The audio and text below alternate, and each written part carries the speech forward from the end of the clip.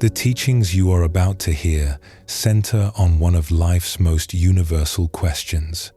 What do we do when everything seems to be falling apart? When difficulty surrounds us and we cannot see a way through? The answers offered here are not complicated. They do not require great learning or special abilities. They ask only that you listen with an open heart and perhaps discover what the Buddha himself taught so long ago, that peace is always available to us, not somewhere else, not at some other time, but here and now, in this very breath.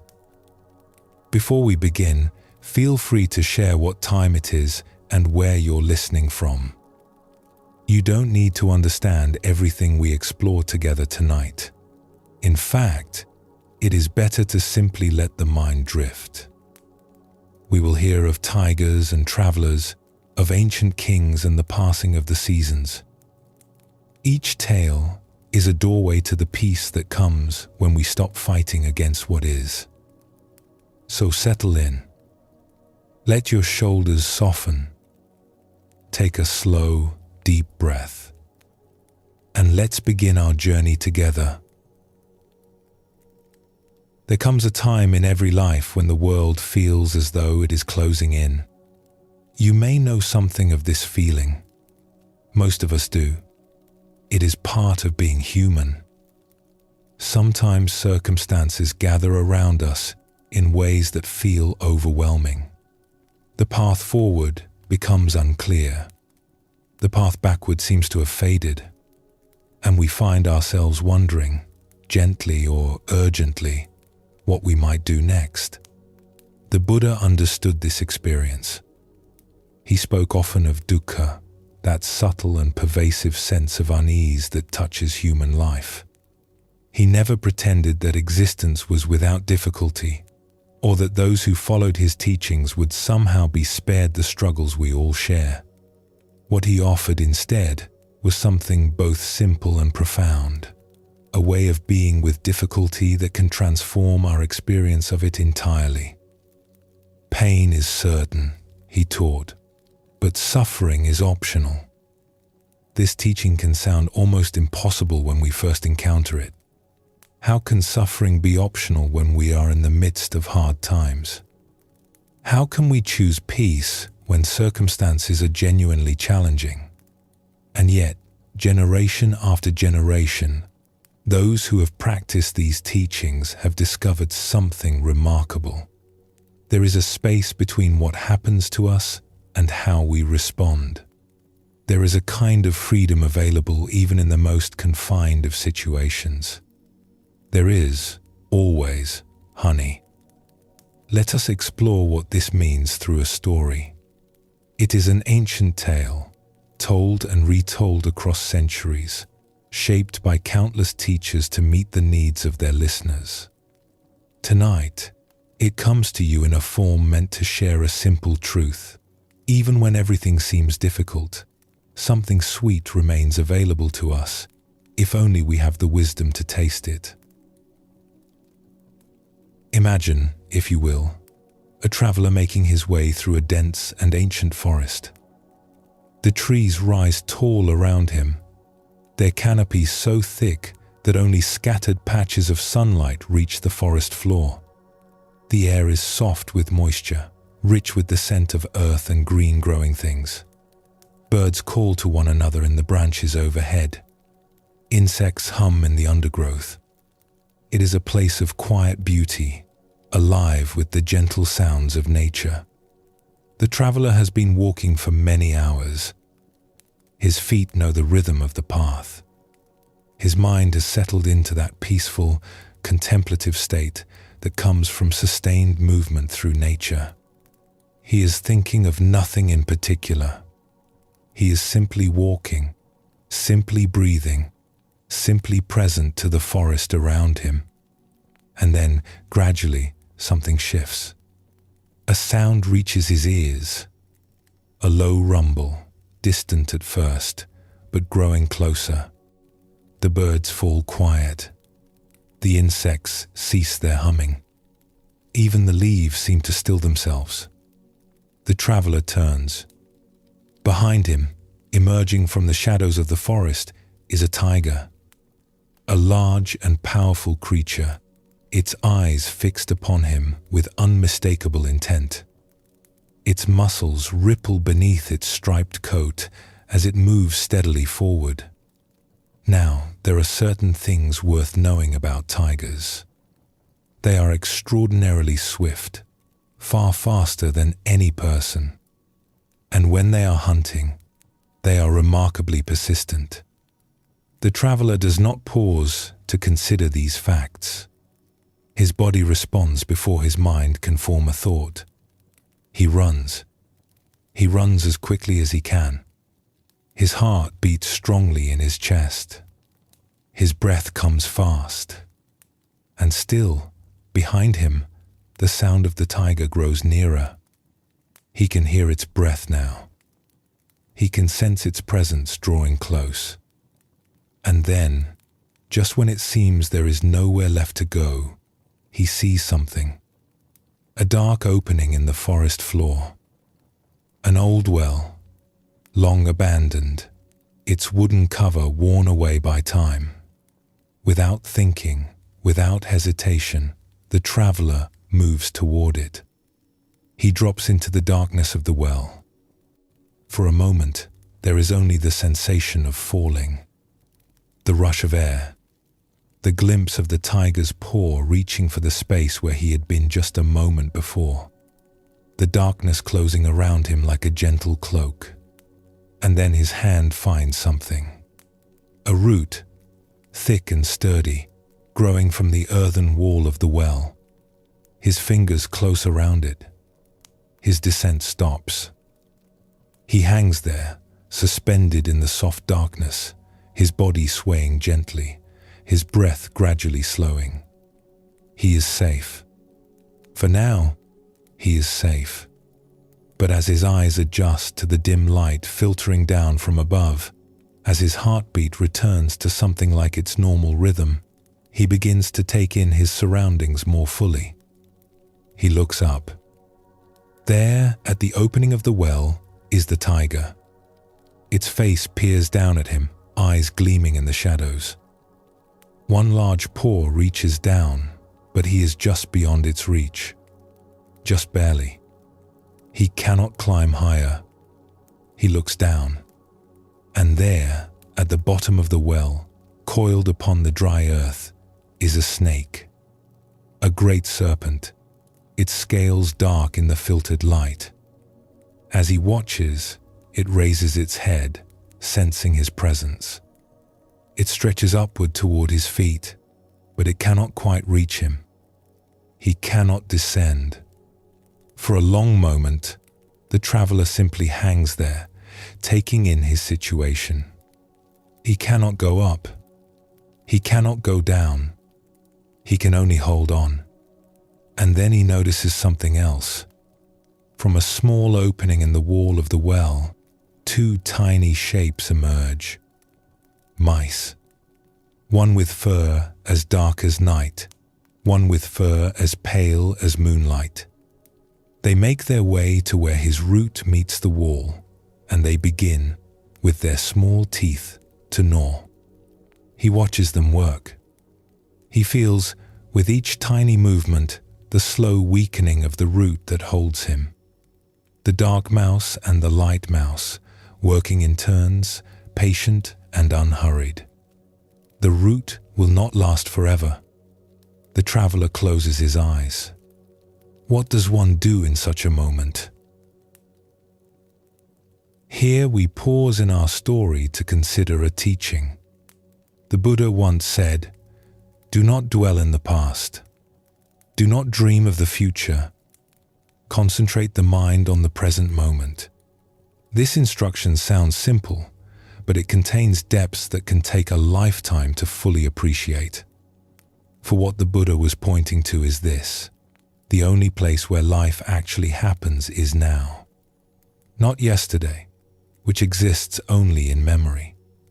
Not tomorrow, which exists only in imagination.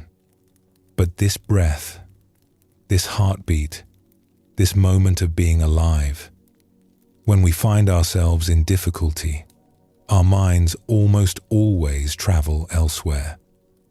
We revisit the decisions that led us here, turning them over with regret. We imagine forward into all the things that might go wrong, filling ourselves with worry. We are rarely present to what is actually happening in this moment. And because of this, we miss something important. We miss the honey. Let us return to our traveler. He hangs there in the soft darkness of the well, eyes closed, mind moving through waves of concern. He thinks of his loved ones. He thinks of the road he might have taken, the path that would have led him elsewhere. He thinks of the tiger above and the snake below and the slow, patient work of the mice. But this traveler, we should understand, had encountered the teachings of the Buddha in his years of wandering. He had sat with wise teachers. He had learned, though imperfectly, the practice of bringing the mind back to the present moment. And so, even in the midst of his worry, something within him remembered. He took a breath, a single, conscious breath. He felt the air enter his body. He felt his chest rise and settle. He noticed that, in this exact instant, he was alive. Here, now, breathing. He opened his eyes. The tiger was still there. The snake was still there. The mice were still at their patient work. Nothing external had changed. And yet, something had shifted within him, because now he was seeing clearly. And what he saw was this. Just beside his face, tucked into a small hollow in the wall of the well, was a beehive. Perhaps it had been there all along. Perhaps he had been too preoccupied to notice.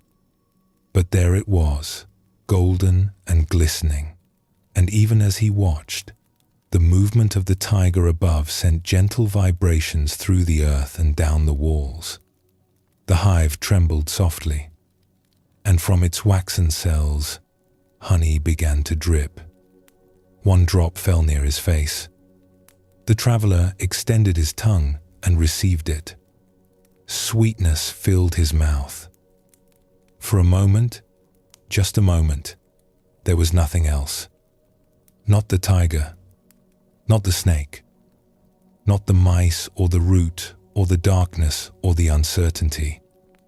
There was only this, the pure golden sweetness of honey on his tongue. And the traveler smiled.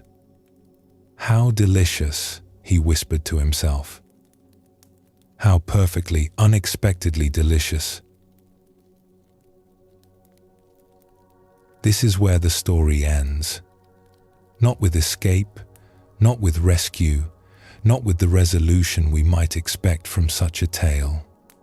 It ends with a man suspended between uncertainties, tasting honey and finding, in that simple act, a quiet peace. Some listeners, upon hearing this story for the first time, feel curious about what happened next. Did he escape? Did the tiger leave? Did someone come to help him? The story does not tell us. And this silence is itself the teaching. For what the story offers is not a solution to difficulty, but something perhaps more valuable, a way of being with difficulty that transforms our experience of it. Consider what the traveler did not do. He did not spend his time in panic. He did not exhaust himself struggling against what he could not change. He did not fill his mind with regret about the past or fear about the future. Instead, he came fully into the present moment. He noticed what was actually available to him, right here, right now, and he allowed himself to receive it. The honey was always there. It had been there the entire time, but he could only taste it once he became still enough to notice. This is what the Buddhist tradition calls mindfulness. Not a way of escaping difficulty, but a way of being present to life as it actually is, with all its uncertainties and all its sweetness, all its challenges and all its unexpected gifts. The great teacher Thich Nhat Hanh once wrote, "Life is available only in the present moment. If you abandon the present moment, you cannot live the moments of your daily life deeply." The traveler in our story discovered this truth in remarkable circumstances, but the teaching applies equally to our ordinary days. How often do we miss the honey that is there before us because we are too absorbed in worry about tomorrow or regret about yesterday? How often do we fail to taste the sweetness of this moment because we believe that sweetness exists only somewhere else, in some other situation, in some improved version of our lives? Now, let us bring this story gently into our own experience. Most of us will never find ourselves literally suspended in a well, but the essence of the situation is one we may recognize. The tiger above might be the pressures we feel, the demands of daily life, the responsibilities that seem to follow us. It might be a health concern, a relationship that has grown complicated, a loss that stays with us. The snake below might be our worries about what lies ahead, the difficult possibilities we imagine, the uncertainties that wait in the shadows of the mind. And the mice? The dark mouse and the light mouse, working steadily at the root? They are simply time itself. Night and day, hour by hour, moment by moment, carrying us forward. This is part of being human. We are all, in a sense, making our way through uncertain territory. None of us knows exactly what lies ahead. None of us can escape the fundamental tenderness of being alive. The question is not whether we will meet difficulty. We will. The question is how we will be with it when it comes. Will we spend our precious moments in resistance? Will we fill our minds with so much noise that we cannot hear the quiet invitation of now? Or will we learn, as the traveler learned, to notice the honey? Here is something that can take years to fully appreciate. The honey is not rare. It is not scarce. It is not reserved for special occasions or particular people. The honey is present all around us, all the time, available in abundance.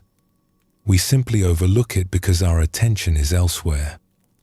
The warmth of a blanket on a cool evening, the sound of rain on a roof, the face of someone dear to us, the taste of food when we are hungry, the breath moving in and out of our bodies, moment after moment, sustaining us without any effort on our part. These are not small things. These are the honey of existence, and they are available to us always, if only we have the presence of mind to receive them. The Buddha taught his followers to cultivate something called appreciative joy, a gentle attention to the goodness that exists in each moment. This is not a denial of difficulty. The Buddha never taught denial. He simply recognized that challenge and beauty often exist together, and that we have some choice about where we rest our attention. "Let us rise up and be thankful," he said. "For if we didn't learn a lot today, at least we learned a little. And if we didn't learn a little, at least we didn't get sick. And if we got sick, at least we didn't die. So, let us all be thankful." This is the practice of noticing the honey. Not waiting until circumstances improve. Not postponing appreciation until the tiger wanders away and the snake falls asleep and the mice pause in their work. But finding, in this very moment, something to receive, something to savor, something sweet. How do we actually do this? How do we taste the honey when we are genuinely uncertain, genuinely struggling, genuinely unsure how things will unfold? The practice is simpler than we might expect. It begins with a single breath. When you find yourself caught in difficulty, when the path seems unclear and the options seem few, consider this. Pause. Just for a moment. Let everything else wait. And take one conscious breath. Feel the air entering your body. Feel your chest rise and settle. Notice that you are here, now, in this instant. Present. Alive. Breathing. Then, from this place of gentle presence, look around. Not at the difficulties, not at the problems, not at all the things that feel hard. Look instead for what is good. What is sweet? What is, even in the midst of uncertainty, a quiet gift? Perhaps it is the light in the room. Perhaps it is the presence of a loved one nearby or far away. Perhaps it is simply the fact that you have breath in your lungs, warmth in your body, this moment to rest in. Find the honey and let yourself taste it. This will not make difficulties disappear, but it will do something perhaps more important. It will remind you that you are more than your circumstances, that your capacity for peace is not entirely dependent on external conditions, that even in uncertain times, sweetness remains available to those who remember to look for it. Let us return, one final time, to our traveler. He hangs there in the soft darkness, honey on his tongue, a gentle smile on his face. Above him, the tiger still waits. Below him, the snake still rests. The mice continue their patient work. We do not know how his story unfolds from here. Perhaps he found his way to safety. Perhaps the tiger grew tired and wandered back into the forest. Perhaps the snake, finding nothing of interest, eventually moved on. Perhaps, when the root finally gave way, something unexpected happened, some turn of events that carried him somewhere new. The story does not tell us, and perhaps that is as it should be. For what we do know is this: in that moment, suspended between uncertainties, the traveler found peace. He found it not by escaping his circumstances, but by fully inhabiting them. He found it not by solving his problems, but by softening his resistance to them. He found it by coming into the present moment, noticing what was available, and allowing himself to receive it. And in that peace, whatever came next, he was free. This is the gift hidden in the ancient story. Not a promise that things will always work out as we hope, but something perhaps more valuable, the understanding that peace is possible regardless. That appreciation can exist alongside difficulty, that the honey is always there, waiting for us to taste it. The Buddha himself lived this truth.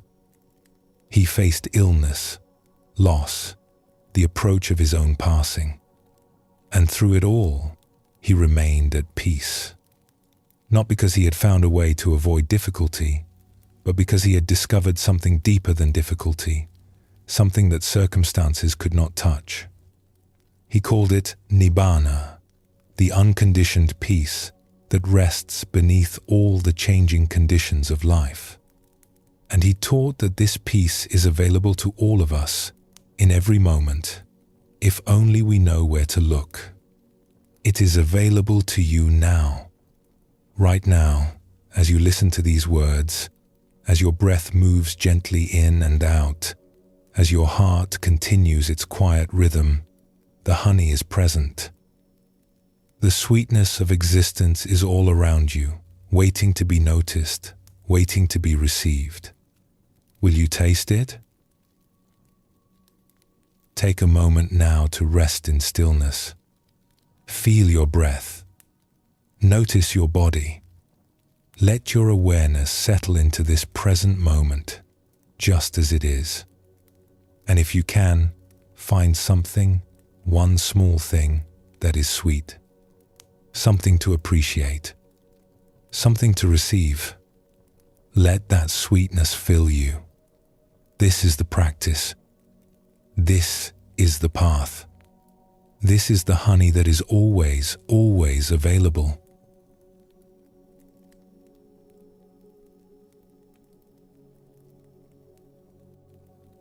In the story we have just explored, a traveler discovered that even in the most uncertain of circumstances, sweetness could be found.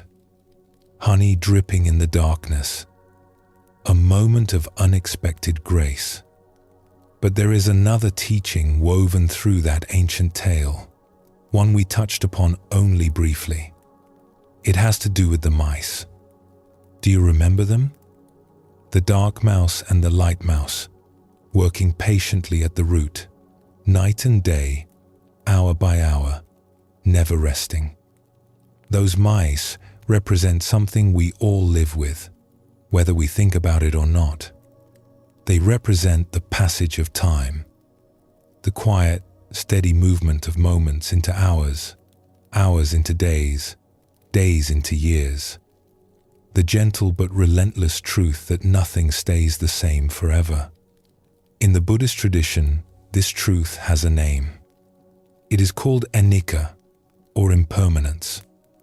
And far from being a sorrowful teaching, it is, when truly understood, one of the most liberating insights the Buddha ever offered. All conditioned things are impermanent, he said. When one sees this with wisdom, one turns away from suffering. Let us explore what this means through another story. It is a tale about a ring, a young ruler, and 4 simple words that changed the way he moved through all the seasons of his life. Once, in a kingdom whose name has been forgotten by time, there lived a young ruler who had recently come to power. He was not a bad person, this young man. He was, in fact, quite kind at heart, with a genuine wish to serve his people well. But he was inexperienced. He had grown up in comfort, surrounded by those who anticipated his needs before he could even express them. He had known very little of struggle, very little of disappointment, very little of the way life can sometimes turn in unexpected directions. And so, when things went well in his kingdom, as they often did in those early years, he responded in the way that seemed natural to him. He celebrated. He feasted. He threw grand gatherings and took long holidays and generally enjoyed himself with great enthusiasm. Life was good, and he saw no reason not to revel in its goodness. This, in itself, was not a problem. There is nothing wrong with enjoying times of ease. The Buddha himself taught that joy is a wholesome state, one to be cultivated rather than suppressed. But there was something missing in the young ruler's understanding. He had come to believe, without ever putting it into words, that the good times were simply how life was supposed to be. That prosperity was his natural state. That the sun would always shine, the harvests would always be plentiful, and his days would always unfold with the same pleasant ease he had always known. He had not yet learned that life moves in seasons. And then, as happens to all of us eventually, the seasons changed. It began gradually. A harvest that was less abundant than expected. A trade agreement that fell through. Small difficulties that, one by one, began to accumulate.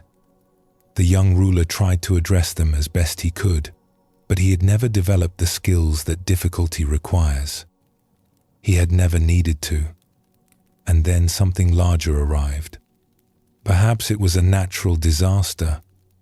Perhaps it was a conflict with a neighboring land.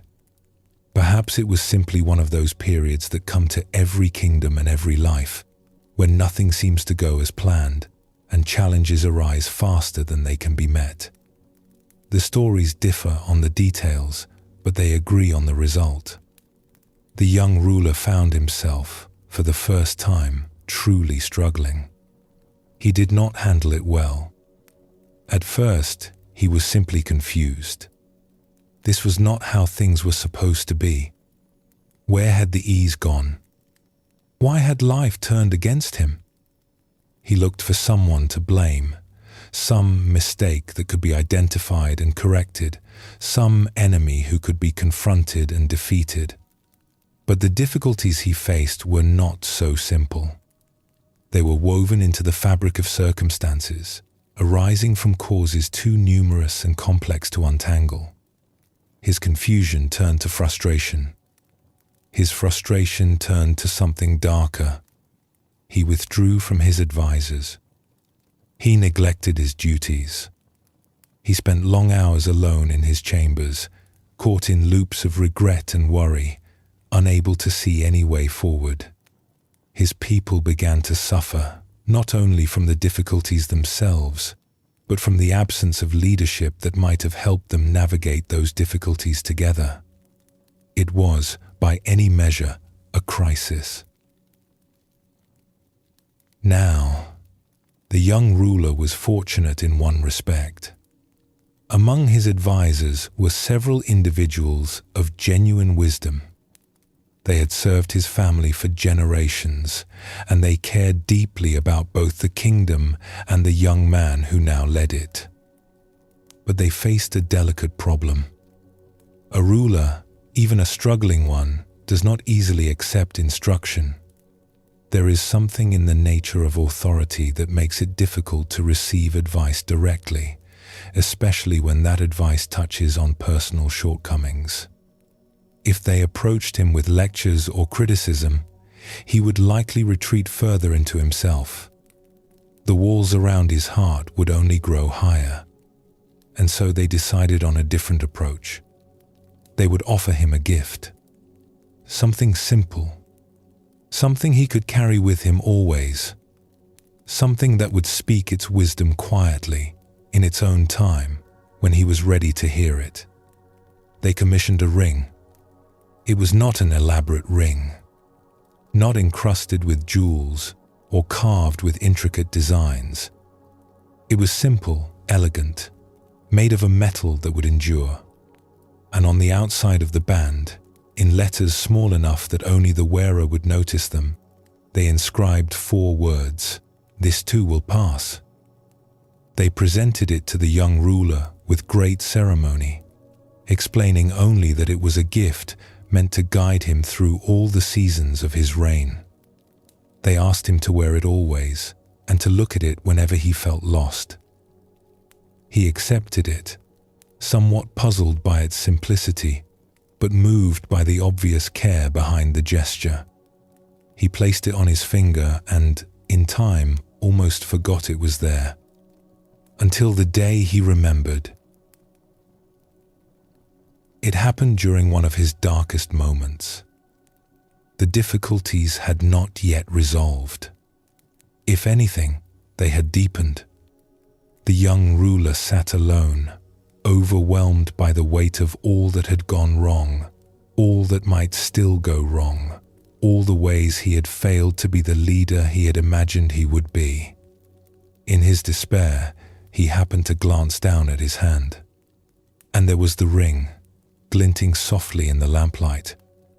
And there were the words, almost too small to read, "This too will pass." He stared at them for a long moment. This too will pass. Something shifted in him. Not a dramatic transformation, not a sudden lifting of all his burdens, but something quieter. A small opening, a crack in the wall of his despair through which a slender ray of light could enter. Of course, he thought. Of course this will pass. Everything passes. The good times he had known had passed, had they not? Why should the difficult times be any different? It was such a simple insight. And yet it changed everything. Because suddenly, the difficulties he faced were no longer permanent fixtures of his existence. They were weather. They were seasons. They were conditions that had arisen and that would, in time, change into other conditions. He did not know when. He did not know how. But he knew, with a certainty that settled deep into his bones, that they would not last forever. Nothing does. And with that knowing came something unexpected: energy, courage, the willingness to try again, to face the challenges before him, to do what could be done without being crushed by the enormity of what could not. He rose from his chair. He called his advisors together, and slowly, imperfectly, with many setbacks along the way, he began to lead again. The difficulties did pass, eventually. Not all at once, not without effort, but they passed. And the young ruler emerged from that season changed, deepened, wiser in ways that comfort could never have taught him. But the story does not end there, because the ring had more to teach him than how to endure difficult times. Years later, when prosperity had returned to the kingdom, when the harvests were plentiful again, and the people were content, and life had resumed its pleasant ease, the ruler happened once more to glance down at his hand. This too will pass. He paused. The words, he realized, applied equally to the good times. The abundance he now enjoyed, the peace, the sense of accomplishment and security, none of it was permanent. It too was weather. It too was a season. It too would, in time, give way to something else. Now, one might think this would be a discouraging realization. If even the good times will pass, what is the point of enjoying them? But the ruler discovered something different. Knowing that the good times would pass did not diminish his enjoyment of them. It deepened it, because now he was paying attention. Now he was present. Now he understood, in a way he never had before, that each moment of ease was precious precisely because it would not last forever. He began to savor his blessings rather than taking them for granted. He noticed the beauty of his gardens, the warmth of his friendships, the simple pleasure of a meal shared with those he loved. He expressed gratitude more freely. He was kinder to those around him, knowing that his time with them was limited, as all time is limited. And he worked harder to protect and extend the good times, not out of fear, but out of appreciation. He prepared for future difficulties while the preparing was easy. He built reserves, strengthened relationships, addressed small problems before they could become large ones. He became, in short, a wiser and more attentive steward of his kingdom and his life. All because of 4 words on a simple ring. This story has been told in many forms across many cultures. There are versions from ancient lands to the east, versions from kingdoms to the west, versions that feature different rulers and different circumstances, but always the same essential teaching. And the teaching is simply this: everything changes. This is not a pessimistic observation. It is not a call to detachment or indifference. It is simply a clear seeing of the way things are. The Buddha spoke of this truth throughout his teaching life. He invited his followers to observe impermanence everywhere, in the rising and setting of the sun, in the growth and decay of plants, in the arising and passing of thoughts and feelings, in the ceaseless movement of breath in and out of the body. All formations are impermanent, he said. All formations are unsatisfying. All things are without permanent self. These three characteristics, known as the three marks of existence, form the foundation of Buddhist understanding. And of the three, impermanence is perhaps the most immediately observable. We do not need to take it on faith. We can see it for ourselves in every moment if we are willing to look. The breath you are taking right now will soon be complete. The thought you are thinking will soon give way to another thought. The feeling in your body, whatever it may be, will shift and change as all feelings do. This too will pass. For those in the midst of difficulty, these words offer profound comfort. Whatever you are facing right now, however hard it may seem, it is not permanent. It is a season. It is weather. It will change, as all things change, in its own time and in its own way. You do not need to know when or how. You need only hold the truth of it in your heart and let it be a light in the darkness. The great Zen teacher Shunryu Suzuki once said, "Without accepting the fact that everything changes, we cannot find perfect composure." But unfortunately, although it is true, it is difficult for us to accept it. Because we cannot accept the truth of impermanence, we suffer. The ring offers us a way to accept this truth gently, not through philosophical argument, but through simple remembrance. When we are struggling, we look at the ring, or we call its words to mind, and we remember, this too will pass. And for those in times of ease, the words offer something equally valuable, a call to presence. Do not sleepwalk through your blessings. Do not take for granted the good that is here now. Do not postpone appreciation until some future moment that may never arrive. Instead, wake up to this moment. Notice what is beautiful. Receive what is given. Let gratitude fill your heart, because this too will pass. The laughter of children grows up and moves away. The strength of the body softens with age. The people we love will not be with us forever, nor we with them. This is not morbid. This is simply true. And holding this truth gently, without fear, allows us to love more fully, live more deeply, and appreciate more completely the extraordinary gift of being alive. You do not need a physical ring to carry this teaching with you. The words can live in your heart. They can become a quiet companion, available whenever you need them. In moments of difficulty, when despair whispers that things will never improve, you can call them to mind. This too will pass.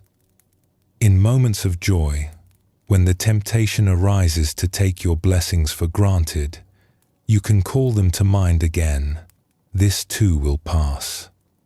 Some people find it helpful to write the words somewhere they will see them often. On a small card kept in a wallet, on a note beside the bed, on the background of a phone. The form does not matter. What matters is the remembering. And with remembering comes a kind of equanimity. Not indifference, not detachment, but a deep and settled peace that is not disturbed by the changing circumstances of life.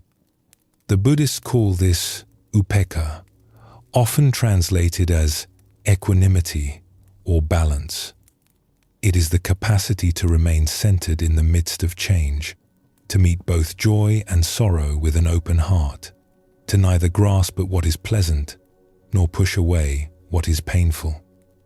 This is what the ring taught the young ruler, and it is what it can teach us if we are willing to receive its simple wisdom.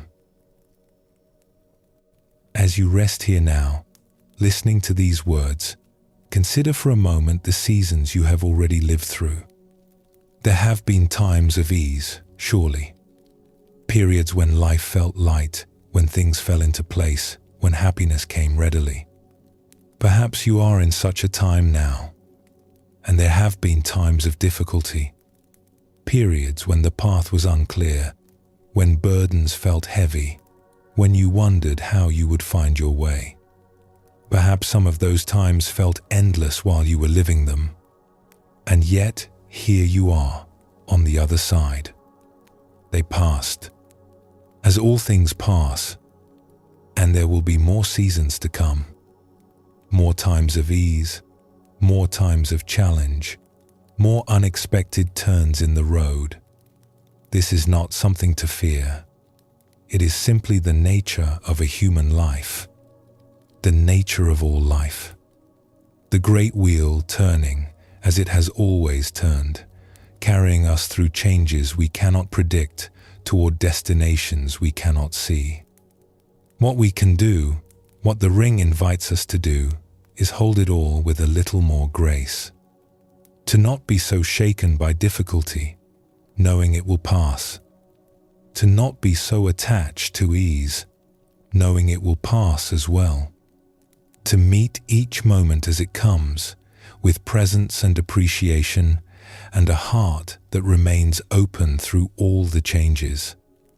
This is not easy. It is, in fact, the work of a lifetime. But it begins simply, with 4 words held gently in awareness. This too will pass. Take a moment now to rest with this teaching. Feel the breath moving through you, arising and passing, arising and passing. Notice whatever you are experiencing in this moment, pleasant or unpleasant, or somewhere in between, and hold it gently, knowing that it too will change. You are part of the great river of impermanence, flowing with all beings, all things, all moments. And in that flowing, there is peace. Rest here as long as you wish. And when you are ready, we will continue together.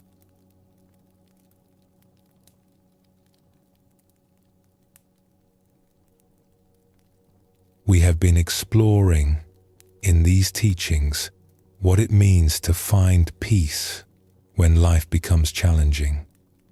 We have tasted honey in the midst of uncertainty.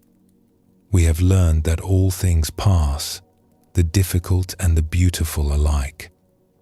But there is another question that often arises when we find ourselves in hard times.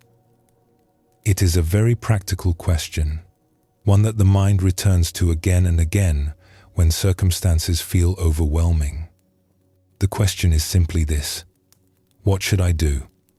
When we are surrounded by difficulty, when the path forward is unclear, when every option seems to lead somewhere we do not wish to go, the mind naturally seeks action. It wants to solve, to fix, to fight its way through. There is an urgency that rises in us, a restlessness that insists we must do something, anything, to change our situation. And sometimes action is exactly what is needed. Sometimes there is a clear step to take, a door to walk through, a word to speak that will shift things in a helpful direction. But sometimes there is not. Sometimes we find ourselves in circumstances where no action is available, where every direction is blocked, where the only thing we can do is wait.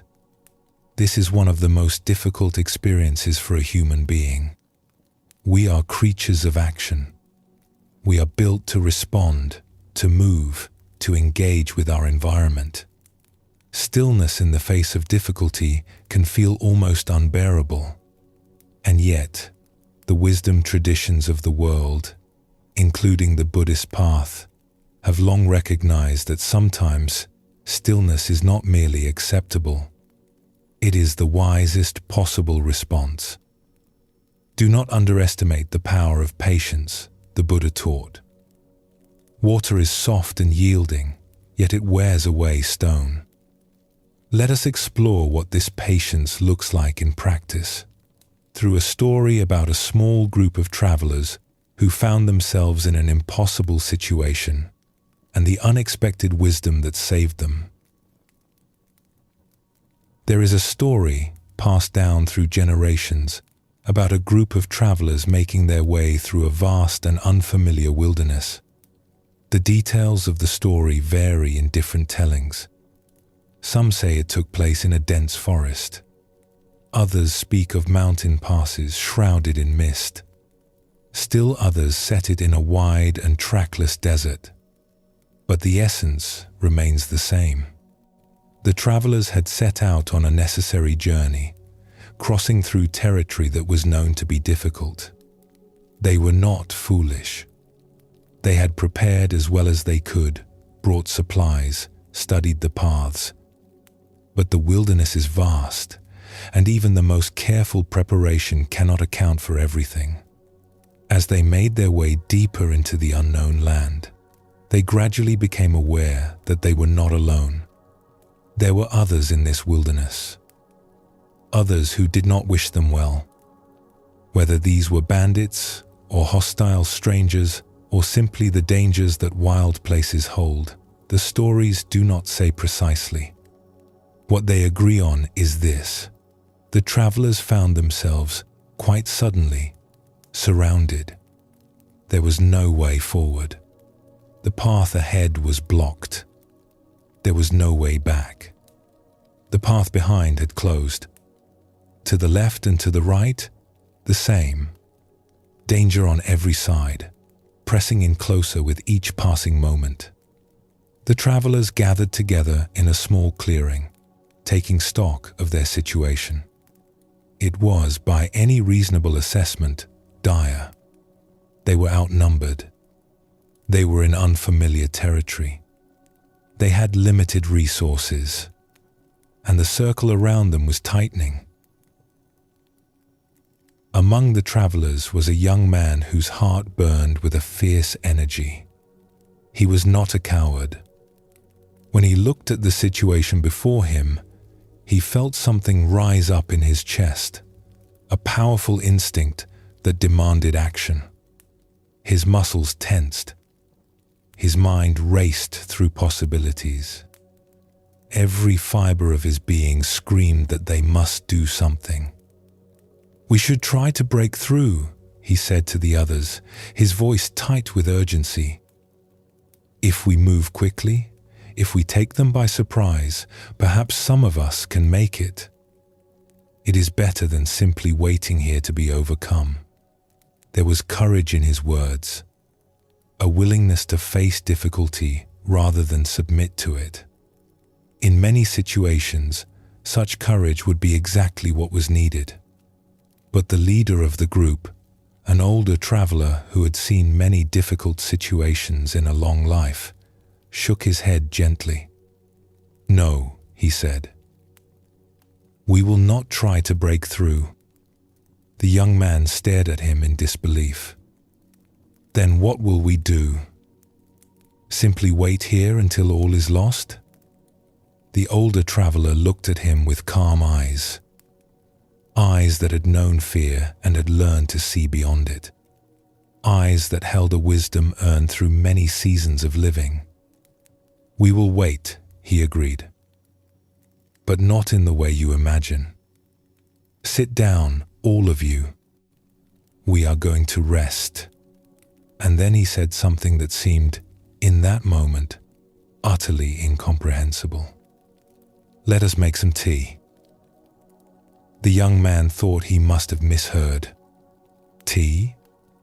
They were surrounded by danger, their situation growing more precarious by the moment, and the leader wanted to make tea? He looked around at the other travelers, expecting to see his own disbelief reflected in their faces. And he did see it in some of them. But in others, he saw something different. A kind of trust. A willingness to follow this strange instruction even when it made no sense. Slowly, reluctantly, the travelers began to settle. Someone brought out a small pot. Someone else gathered what water they had. The materials for a simple fire were assembled, and soon a small flame was burning in the center of their circle. The young man sat with the others, but his body remained tense, his eyes darting toward the edges of the clearing, his mind still racing through plans of action. This was madness, he thought. This was surrender disguised as wisdom. They should be doing something, anything, not sitting here calmly as if they had all the time in the world. And yet, something began to shift. As the water heated and the familiar rituals of tea-making unfolded, a strange calm settled over the group. The panic that had gripped them began to loosen its hold. Breathing slowed. Shoulders relaxed. The wild energy of fear gave way to something quieter, something more grounded. The young man found himself watching the steam rise from the pot, found his own breath deepening without conscious effort, found the racing of his mind gradually slowing to a gentler pace. It was, he would later reflect, one of the most peculiar experiences of his life. Sitting in the midst of danger, surrounded on all sides, sipping tea as if they were resting in a garden on a peaceful afternoon. And then something happened. One of the travelers, whose role it was to observe their surroundings, returned to the circle with news. He spoke quietly into the leader's ear, and the leader nodded slowly. Then the older traveler rose to his feet and addressed the group. "The way has opened," he said simply. "Those who surrounded us have moved. There is a path through. Gather your things quickly and quietly. We can go now." The travelers moved swiftly, gathering their belongings, extinguishing the small fire. Within moments, they were ready. And then, in single file, following the observer who knew the way, they slipped through the gap that had appeared in the circle around them. They moved in silence, with careful steps, and one by one they passed beyond the danger and into safety. When at last they emerged on the other side, when the wilderness opened before them and the path to their destination lay clear, the young man found himself trembling. Not with fear, but with something like wonder. They had done nothing.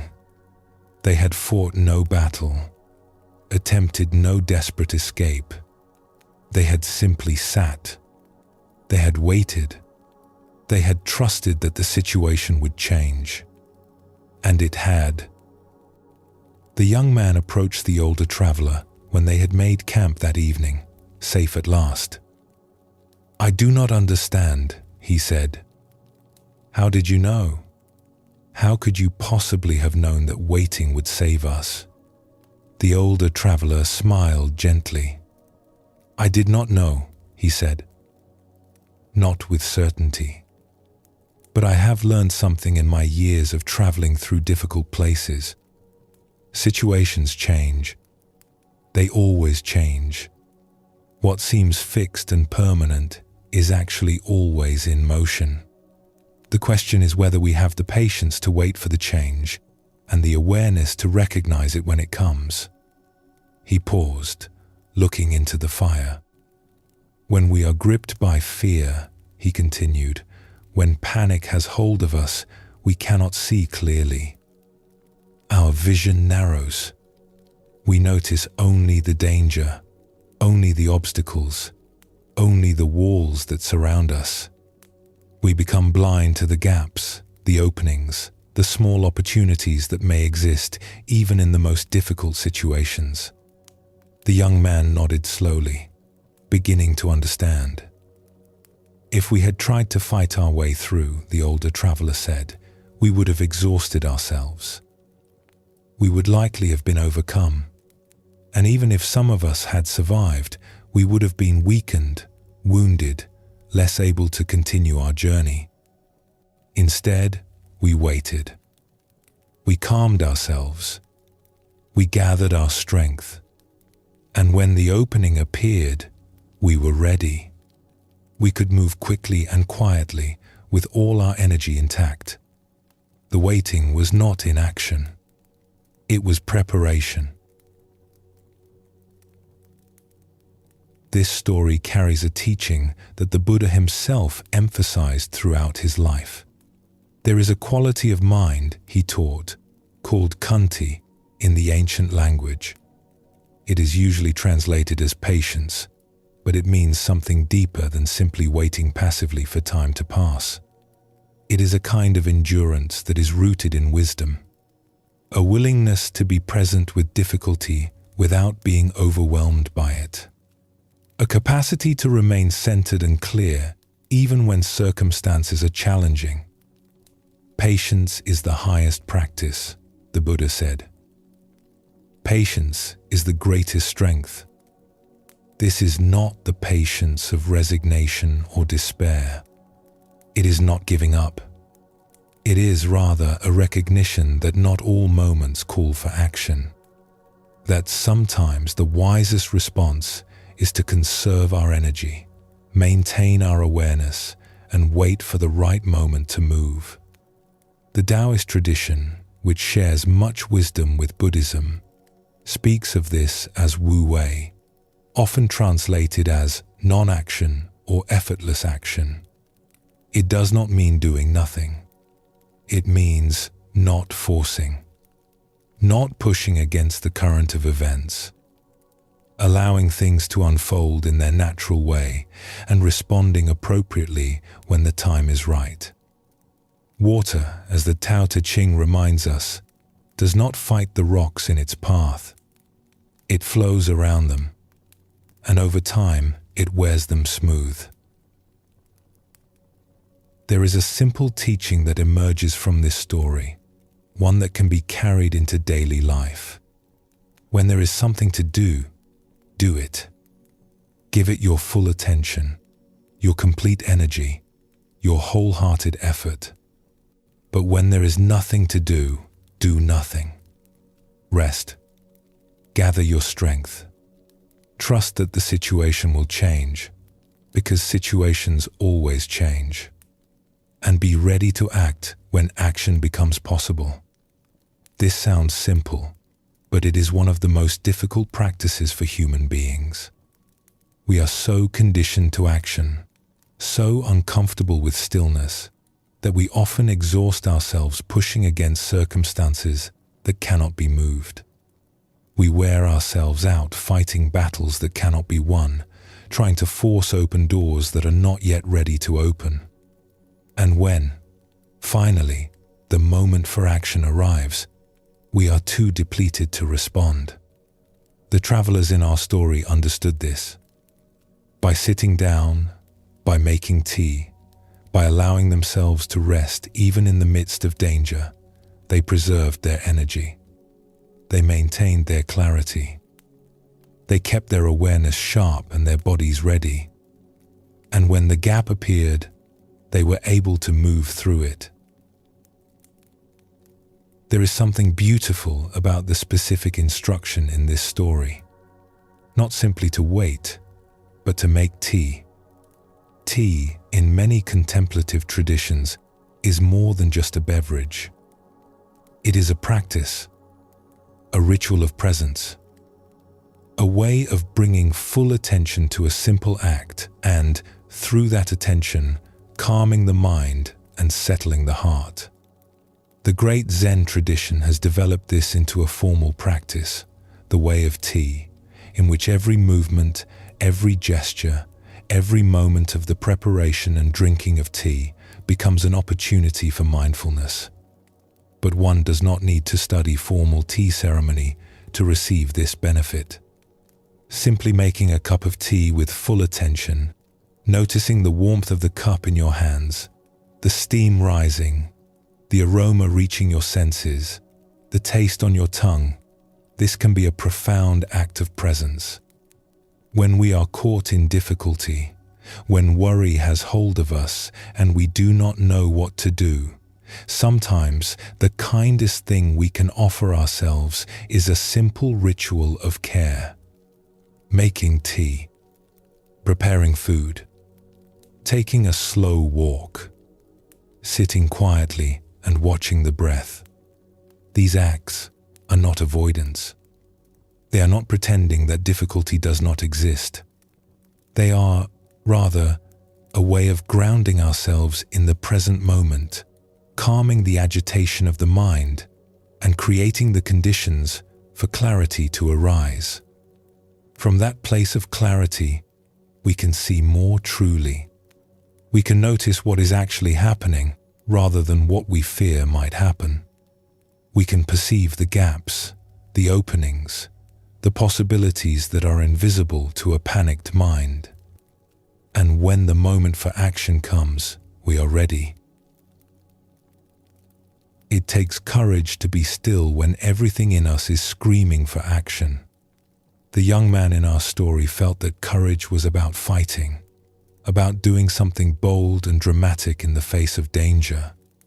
And there are certainly times when that kind of courage is needed. But there is another kind of courage, quieter and perhaps more difficult, which is the courage to wait, the courage to trust, the courage to remain present with uncertainty without grasping for premature solutions. The Buddha sat beneath the Bodhi tree through a long night of difficulty. Visions arose that tempted him. Fears arose that threatened him. The desire to move, to flee, to do something must have been immense. But he remained still. He breathed. He stayed present. And in that stillness, liberation came. We are not all seeking the same liberation the Buddha found, but we can all learn from his example. Stillness is not weakness. Patience is not passivity. Sometimes the bravest thing we can do is simply stay where we are, breathe, and trust that the way will open. As you move through your life, you will encounter many situations that feel like being surrounded in the wilderness.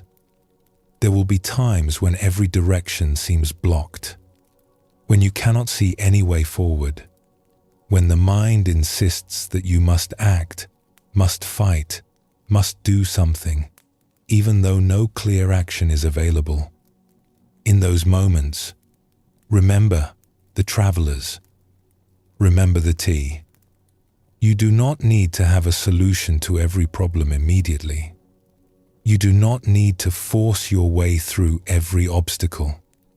Sometimes the wisest, kindest, most effective thing you can do is simply pause, breathe, rest. Take care of yourself in small, simple ways, and wait. The situation will change. It always does. The circle that surrounds you will shift. A gap will appear. And when it does, if you have been patient, if you have conserved your energy, if you have kept your awareness clear, you will be ready to move through it. This too is part of the path. This too is practice. This too is wisdom. Take a moment now to rest in stillness. Feel the simple rhythm of your breath. Notice the quiet miracle of being alive in this moment. There is nowhere you need to go right now, nothing you need to do. Simply rest here, in the warmth of this pause, like travelers gathered around a small fire, waiting for the way to open. When you are ready, we will continue our journey together.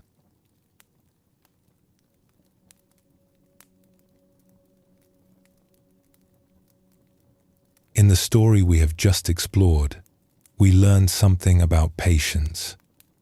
about the wisdom of stillness when action is not yet possible, about trusting that situations change and preparing ourselves to move when the way opens. But there is another dimension to this teaching that we have not yet touched upon. It has to do not only with how we hold our own difficulties, but with how we hold the difficulties of others. Because we do not live in isolation. We are woven into the lives of those around us. Family, friends, colleagues, neighbors, strangers we encounter in the course of our days. And when those we care about are struggling, when they come to us with their burdens, their worries, their pain, we naturally wish to help. This is one of the most beautiful qualities of being human. The capacity for compassion, the willingness to be present with another person's suffering, the impulse to offer comfort, to listen, to share the weight of what someone else is carrying. The Buddha spoke often of compassion as one of the 4 immeasurable qualities of an awakened heart. Karuna, he called it, the trembling of the heart in response to suffering, the wish that all beings might be free from pain. Just as a mother would protect her only child with her life, he taught, even so let one cultivate a boundless love toward all beings. This teaching is beautiful and true. And yet, for those who take it seriously, who genuinely open themselves to the pain of others, there is a danger that is not always spoken of. The danger is that we may become so full of what we have received that we have no room left for ourselves. That we may accumulate the sorrows of others until we are weighed down by a burden that was never ours to carry. That we may, in our sincere wish to help, lose ourselves in the process. Tonight, let us explore a different way. A way of compassion that does not deplete. A way of receiving that does not accumulate. A way of being present to the suffering of others while remaining grounded in our own peace. There is a story told about a person whose role it was to listen. This person had, over many years, developed a reputation for kindness. When people were struggling, when they did not know where else to turn, they would come and sit with this listener and pour out their hearts. The listener would receive them with patience and warmth, offering no judgment, no hurried advice, simply a steady and compassionate presence. Word spread, as it does in such cases, and more people came. Those who were grieving, those who were afraid, those whose relationships had fractured, whose plans had failed, whose hearts were heavy with regrets they could not release. They came in a steady stream, day after day, each one carrying a weight that needed to be set down, even if only for a moment. And the listener received them all. It was sacred work in its way. To be trusted with someone's deepest pain is no small thing. To create a space where another person feels safe enough to speak the unspeakable. To bring into the light what has been hidden in shadow. This is a profound gift.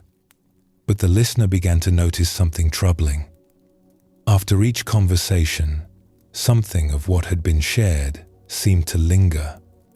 The words of sorrow, the images of difficulty, the emotional weight of what had been expressed. These did not simply vanish when the person left. They seemed to settle somewhere inside the listener, accumulating like sediment at the bottom of a still pond. At first, it was barely noticeable. A slight heaviness after a particularly difficult conversation. A tendency to carry thoughts of others' troubles into the evening hours. A growing difficulty in finding the lightness that had once come so naturally. But over time, the weight grew. The listener found it harder to sleep, harder to feel joy. harder to be present even for the small pleasures of daily life. It was as if a great vessel had been slowly filling, drop by drop, with the sorrows of everyone who had come to pour out their hearts. And now the vessel was nearly full. This experience has a name in the modern world. It is sometimes called burnout, sometimes called compassion fatigue. It is the exhaustion that comes from giving too much without replenishing, the emptiness that follows when we have poured ourselves out for others without attending to our own needs. It is remarkably common among those who care for others. Healers, caregivers, counselors, parents, friends who are always the ones others turn to in times of need. The very qualities that make someone a good listener, the openness, the sensitivity, the genuine care, can also make them vulnerable to this accumulation of unexpressed weight. The listener in our story had reached this point. The vessel was full. There was no room left to receive. And yet the people kept coming, because their needs did not pause simply because the listener was tired. It was in this state of exhaustion that the listener sought out a teacher, an old friend who had walked a similar path many years before and had somehow learned to sustain the work without being consumed by it. "I do not know how to continue," the listener confessed. "I want to help. I believe this work matters, but I am so full of other people's pain that I cannot find my own peace. How do you do it? How do you receive so much suffering without drowning in it?" The teacher listened quietly, a gentle smile playing at the corners of their eyes. When the listener had finished speaking, the teacher was silent for a long moment. Then, in a soft voice, the teacher offered a teaching that would change everything. "You have been trying to be a vessel," the teacher said, "a container for the sorrows of others. You have opened yourself to receive, and you have received abundantly. This is good. This is compassion in action." The listener nodded, waiting. "But you have made one mistake," the teacher continued. "You have tried to be a vessel with a solid bottom. You have tried to hold what has been poured into you. And so it has accumulated layer upon layer until now you are so full that you cannot receive any more. What should I do?" the listener asked. "Stop receiving? Turn people away?" The teacher shook their head gently. "No, keep receiving, but change the kind of vessel you are. Instead of a vessel with a solid bottom, become a vessel with an opening at the base. Let what comes in flow through you. Receive it fully. Be present to it completely, but do not hold on to it. Let it pass." The listener frowned, trying to understand. "When someone shares their sorrow with you," the teacher explained, "you do not need to keep it. It is not yours to carry.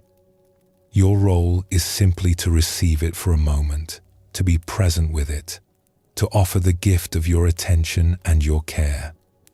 And then, when they leave, let it go. Let it flow out of you, as naturally as it flowed in." "But how?" the listener asked. "How do I let it go when it feels so present, so real?" The teacher smiled. "By remembering that it was never yours. You did not create this pain. You cannot solve it. You can only be present with it. And presence does not require possession. You can be fully here with someone suffering without taking that suffering into yourself." This teaching is one of the most important for anyone who wishes to sustain a life of compassion. It is not about becoming cold or detached. It is not about caring less. It is, paradoxically, about caring more freely. When we are not burdened by the accumulated weight of what we have received, we have more capacity to be present, more energy to offer, more spaciousness in which others can rest. The Buddha spoke of this quality when he taught about equanimity, the fourth of the immeasurable qualities of the heart. Upekkha, he called it. It is often misunderstood as indifference, but it is something quite different. It is the capacity to remain balanced, centered, at peace, even while being fully present to the joys and sorrows of the world. As a solid rock is not shaken by the wind, the Buddha said, so the wise are not moved by praise or blame. This steadiness is not a closing of the heart. It is, rather, the ground from which true compassion can flow. When we are not shaken by what we encounter, we can be more truly present to it. When we are not overwhelmed, we can offer more genuine help. The listener in our story began to practice this teaching. It was not easy at first. The habit of holding was deeply ingrained. But slowly, with patience and attention, a new way of being began to emerge. When someone came to share their sorrow, the listener would receive it fully. Complete attention, complete presence, complete care. But as the conversation ended, as the person rose to leave, the listener would consciously release what had been shared, not pushing it away, not denying it, but simply letting it flow through and out, like water through a vessel with an opening at the base. At first, the listener would forget and find the familiar weight accumulating again. But with practice, the release became more natural. And gradually, something remarkable happened. The listener found more energy, not less. More capacity for presence, not less. More genuine care to offer, not less. Because the vessel was no longer full, there was always room to receive.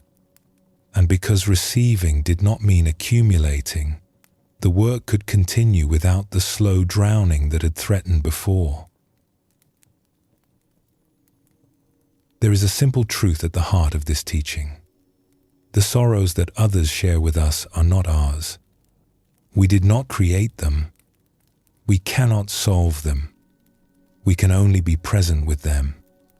This is not a limitation. It is a liberation. When we truly understand that we are not responsible for fixing everyone's pain, that our role is simply to offer presence and care, a great weight lifts from our shoulders. This does not mean we do not help in practical ways when we can. Of course we do. If someone is hungry, we offer food. If someone needs assistance, we lend our hands. Compassion naturally expresses itself in action when action is possible. But even as we act, we can hold lightly. We can offer what we have to offer without attaching to outcomes. We can care deeply without losing ourselves in the caring. The Zen tradition speaks of this as being like a mirror. A mirror reflects everything that comes before it, fully and completely, hiding nothing, distorting nothing. But the mirror does not hold on to what it reflects. When the object moves away, the reflection is gone. The mirror remains clear, empty, ready to receive the next thing that appears. This is what it means to be a vessel with an opening at the bottom, to receive fully, to reflect truly, and to let go completely. There is a beautiful image in the Buddhist tradition of the Bodhisattva, the awakened being who dedicates their life to the liberation of all beings. The Bodhisattva is said to have boundless compassion, an inexhaustible wish for the happiness of all. How is such boundless compassion possible? How can anyone care infinitely without being consumed? The answer lies in the nature of the caring itself. The bodhisattva does not hold on to the suffering they encounter. They do not accumulate it, store it, carry it around like a burden. They are present to it, fully and completely, and then they let it pass through. This is why the great compassionate ones throughout history have been able to give so much without running dry. Their compassion flows from a source that is never depleted because they do not try to hold on to what moves through them. They are like rivers, always receiving, always giving, always flowing. In the end, taught the Buddha, only 3 things matter: how much you loved, how gently you lived, and how gracefully you let go of things not meant for you. The sorrows of others, however deeply we feel them in the moment of receiving, are ultimately not meant for us. They belong to the people who carry them. Our gift is presence, not possession. Our offering is attention, not accumulation. There is one more dimension to this teaching that deserves our attention. The practice of letting through is not only an act of wisdom, it is also an act of kindness toward ourselves. So often, those who care for others neglect their own care. They give and give, pouring themselves out, believing that their own needs are less important, that self-care is somehow selfish. They wear their exhaustion as a badge of honor, proof of how much they love. But this is not sustainable. And more than that, it is not true compassion.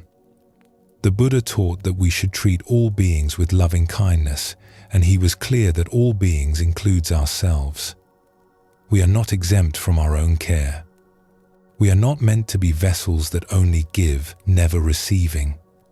We are part of the web of compassion, both giving and receiving, breathing out and breathing in. When we practice letting through, when we allow the sorrows we receive to flow out of us rather than accumulate, we are offering ourselves the same kindness we offer others. We are saying, my peace matters too. My well-being matters too. I can care for others and also care for myself. This is not selfish. It is necessary. It is the foundation on which sustainable compassion is built. As you continue your own journey, as you encounter the joys and sorrows of those around you, consider what kind of vessel you wish to be. You can be a vessel with a solid bottom, holding everything that is poured into you, accumulating weight until you can barely move. Many people live this way, and they suffer for it. Or you can be a vessel with an opening at the base, receiving fully, being present completely, and then letting go. This kind of vessel never fills up. This kind of vessel always has room for more. This kind of vessel can sustain a lifetime of compassion without running dry. The choice is yours, and it is made not once but again and again, in each moment when you are present with another person's pain. Receive it fully. Be with it completely. Offer the gift of your presence and your care. And then, gently, lovingly, let it flow through. Take a moment now to rest in the spaciousness of an open vessel. Feel your breath moving through you, in and out, never holding, always flowing. Notice that you do not need to carry anything in this moment. You can simply be here, empty and open, at peace. Rest in this openness. It is your natural state. It is always available to you. When you are ready, we will continue our journey together.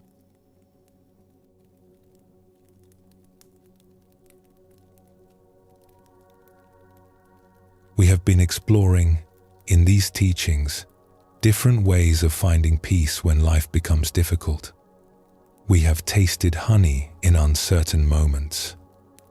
We have learned that all things pass. We have practiced patience when action is not possible. We have discovered how to receive the sorrows of others without being weighed down by them.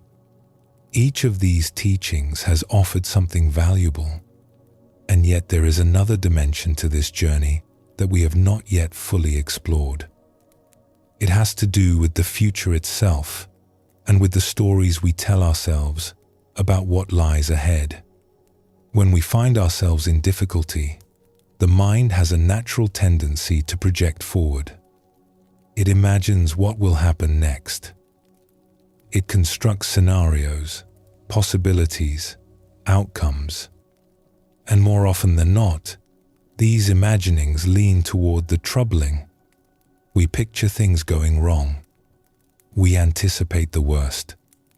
We fill the unknown territory of tomorrow with shadows and fears. This tendency has a name. It is called worry. Worry is, in essence, looking at the future with a negative mind.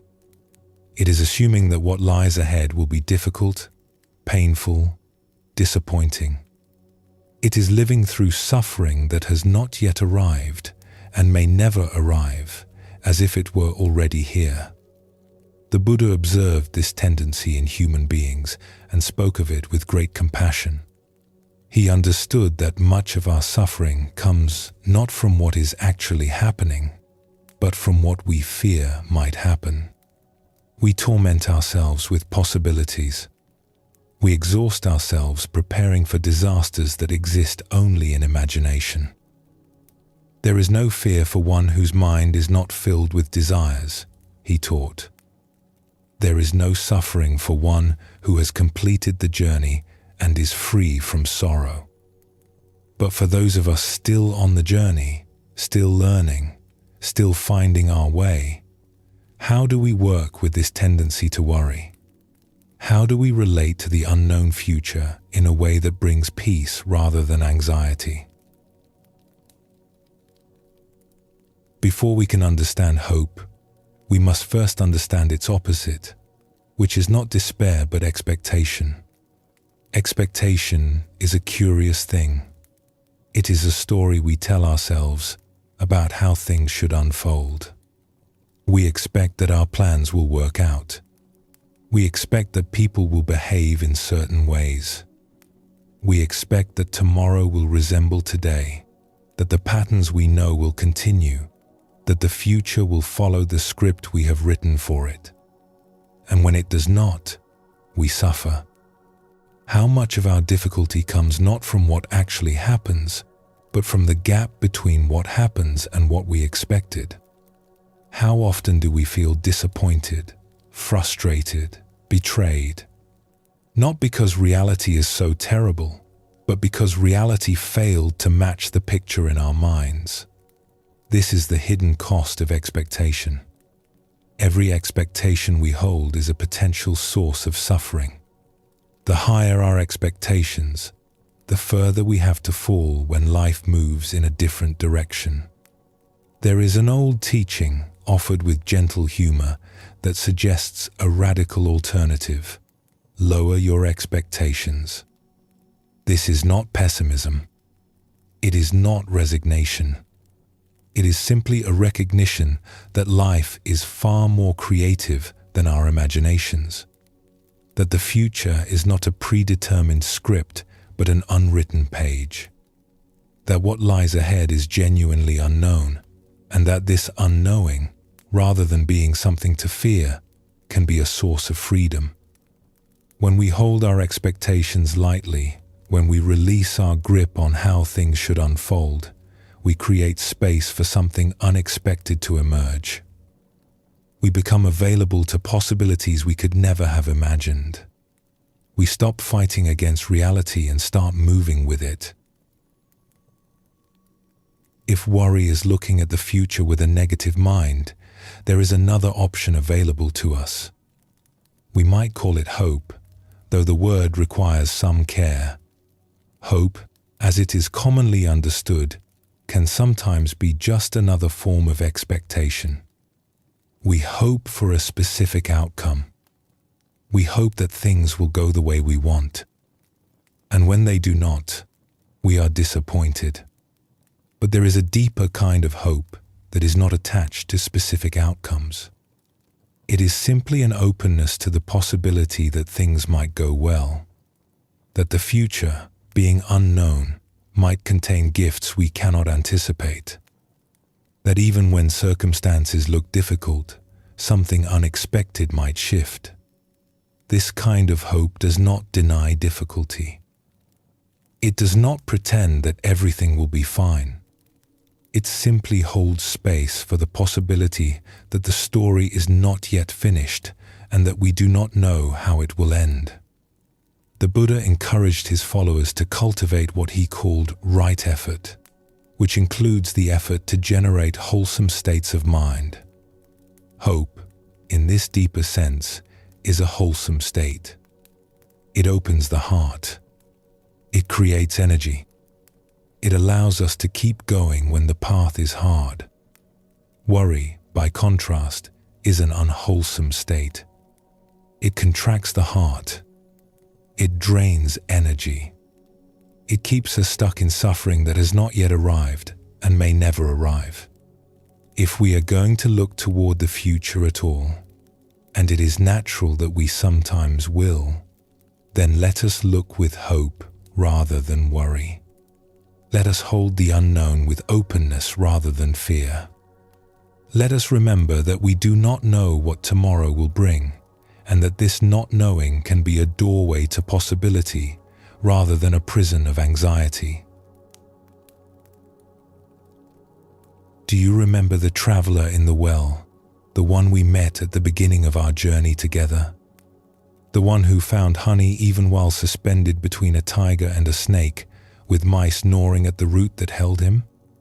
We left that story without an ending, because life does not always offer tidy conclusions. But there is another version of that tale, one that has been passed down alongside the original, that offers a different perspective. In this version, the traveler has tasted the honey. He has found peace in the midst of his circumstances. He is no longer fighting, no longer panicking, simply present to what is. And then, something unexpected happens.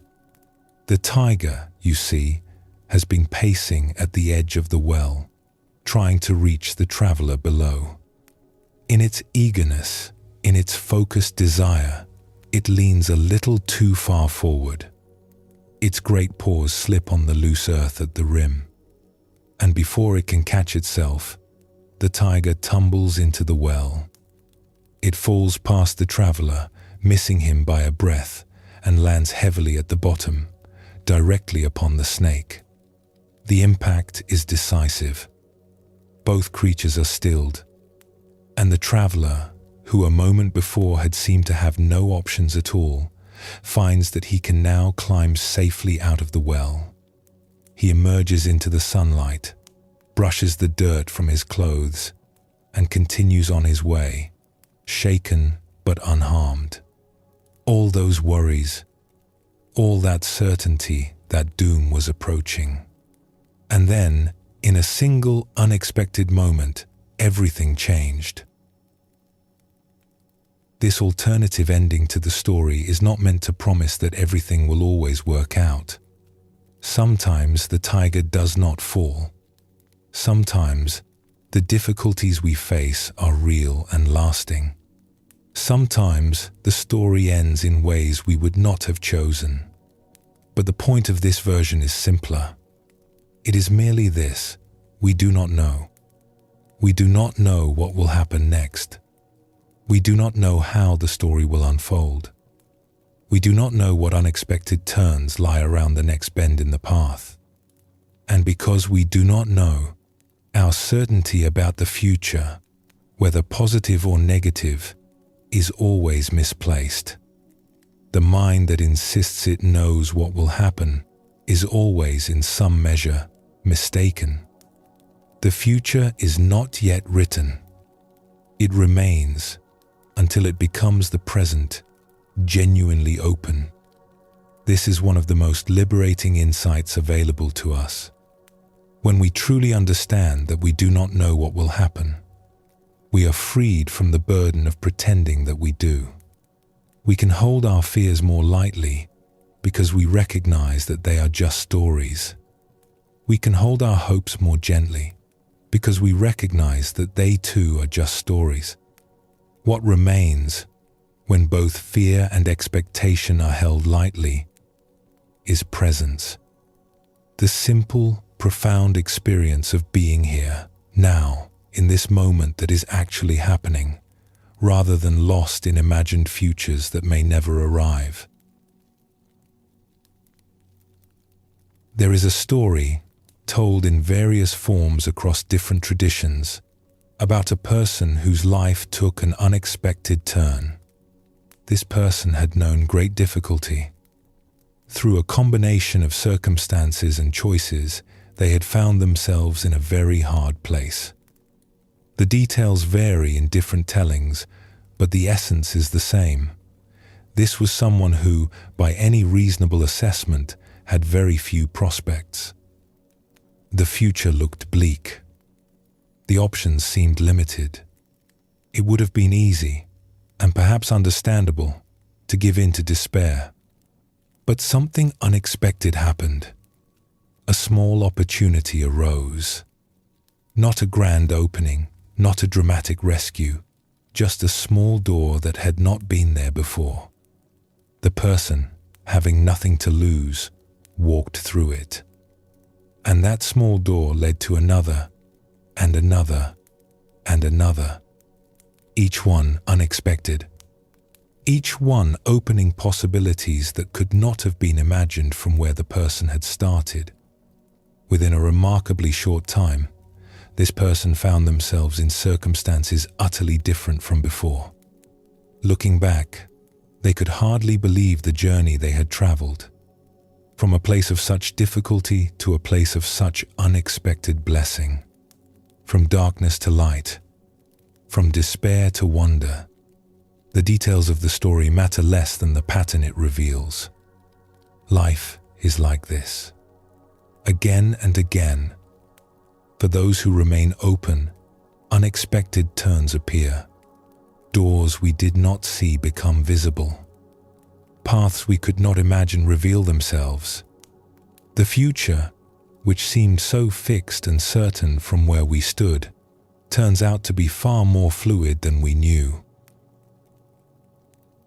There is a quality of heart that allows us to remain open to these unexpected possibilities. It is a kind of gentle optimism, not based on certainty, but on trust. A willingness to believe that something might shift, even when we cannot see how. In the Buddhist tradition, this is related to the quality of faith, or saddha. Faith, in this context, does not mean believing in things without evidence. It means trusting the process, trusting the practice, trusting that the path, even when it is difficult, is leading somewhere worthwhile. Just as the great ocean has one taste, the taste of salt, the Buddha said, so this teaching has one taste, the taste of liberation. When we trust the process, when we hold the future with openness rather than fear, we create the conditions for liberation to unfold. Not because we have guaranteed a particular outcome, but because we have released our grip on outcomes altogether. We have stopped fighting against uncertainty and started flowing with it. This does not mean we become passive. We still act when action is called for. We still make choices, pursue goals, work toward the things that matter to us. But we do so with a lighter touch. We do so without the crushing weight of expectation. We do so knowing that our efforts are important, but that the results are not entirely in our hands. And when the unexpected comes, as it always does, we are ready to receive it. Consider for a moment how strange and unpredictable your own life has been. If you look back at the path that brought you to this moment, you will likely find it full of unexpected turns. Decisions that seemed small at the time but changed everything. Encounters you could not have planned. Circumstances that arose from nowhere and reshaped your direction. Even being here, now, listening to these words, is something you probably could not have predicted even a short while ago. Life has brought you to this moment through paths you did not design, around obstacles you did not foresee, toward a destination you could not have imagined. And yet here you are. This is not an accident. This is how life works. It is endlessly creative, ceaselessly surprising, forever unfolding in ways that exceed our capacity to predict. We are not the authors of our stories, at least not entirely. We are participants in a vast and mysterious process that we can influence but never fully control. When we understand this, really understand it, something relaxes in us. The desperate need to know what will happen begins to soften. The fear of the unknown begins to ease. We start to see uncertainty not as a threat, but as a space of possibility. We start to trust that, whatever comes, we will find a way to meet it. Not knowing is most intimate, said one Zen master. By this he meant that when we release our need to know, we become more fully present to what is actually here. We stop overlaying reality with our expectations and start receiving it directly. We become intimate with life as it is, rather than as we imagine it should be. As you move forward from this moment, as you return to the life that waits for you, consider how you might hold the future differently. When worry arises, as it will, notice it with kindness. See it for what it is, a story about something that has not happened yet and may never happen. You do not need to fight the worry or push it away. Simply recognize that it is not reality. It is imagination.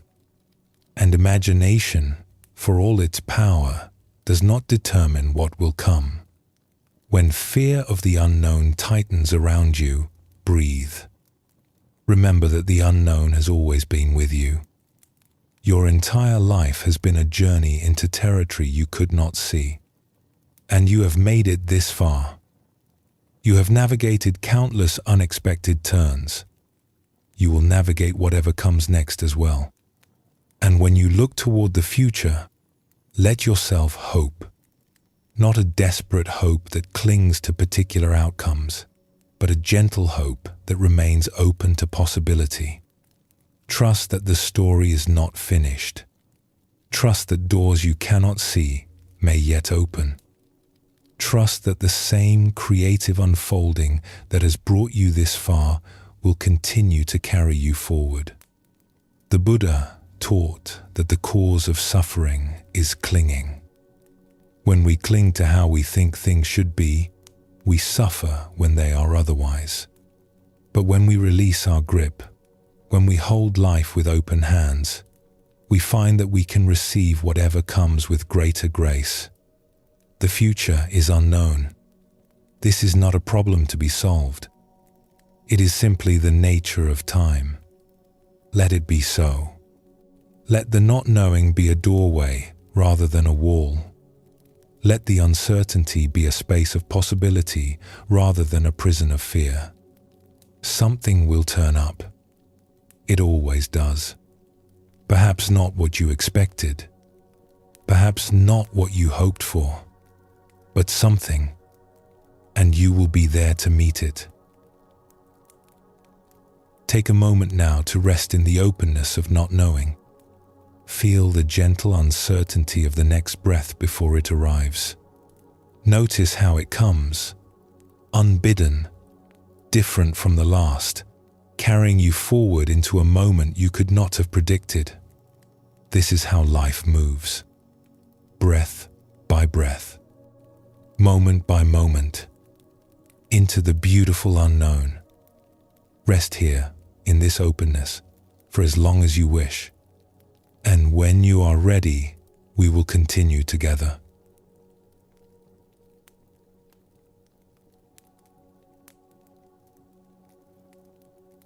We have been resting in the openness of not knowing. We have seen that the future, being unwritten, holds possibilities we cannot predict. We have begun to release our grip on expectations and to hold uncertainty with a lighter touch. But there is more to explore here, because simply accepting that we do not know what will come is only the beginning. The deeper question is this: how do we orient ourselves toward that unknown? What quality of heart do we bring to the mystery of tomorrow? Two people can stand before the same uncertain future and experience it entirely differently. One feels dread. The other feels possibility. One contracts. The other opens. One is drained by thoughts of what might go wrong. The other is energized by thoughts of what might go well. The circumstances are identical, but the inner experience could not be more different. This is not a matter of personality, fixed and unchangeable. It is a matter of practice, a matter of the habits we cultivate, the thoughts we encourage, the orientation we choose to take toward what lies ahead. Tonight, let us explore what it means to hope well. Not a naive hope that denies difficulty, but a wise hope that opens us to life. Not a desperate hope that clings to outcomes, but a gentle hope that trusts the unfolding. This is an art, and like all arts, it can be learned. Before we can fully understand hope, it helps to look closely at its opposite. Worry is something most of us know intimately. It arrives uninvited, often in the quiet hours when we are trying to rest. It circles through the mind, returning again and again to the same concerns. It whispers stories about all the things that might go wrong, all the ways we might fail, all the disasters that could be waiting just around the corner. But worry is not only a mental experience. It lives in the body as well.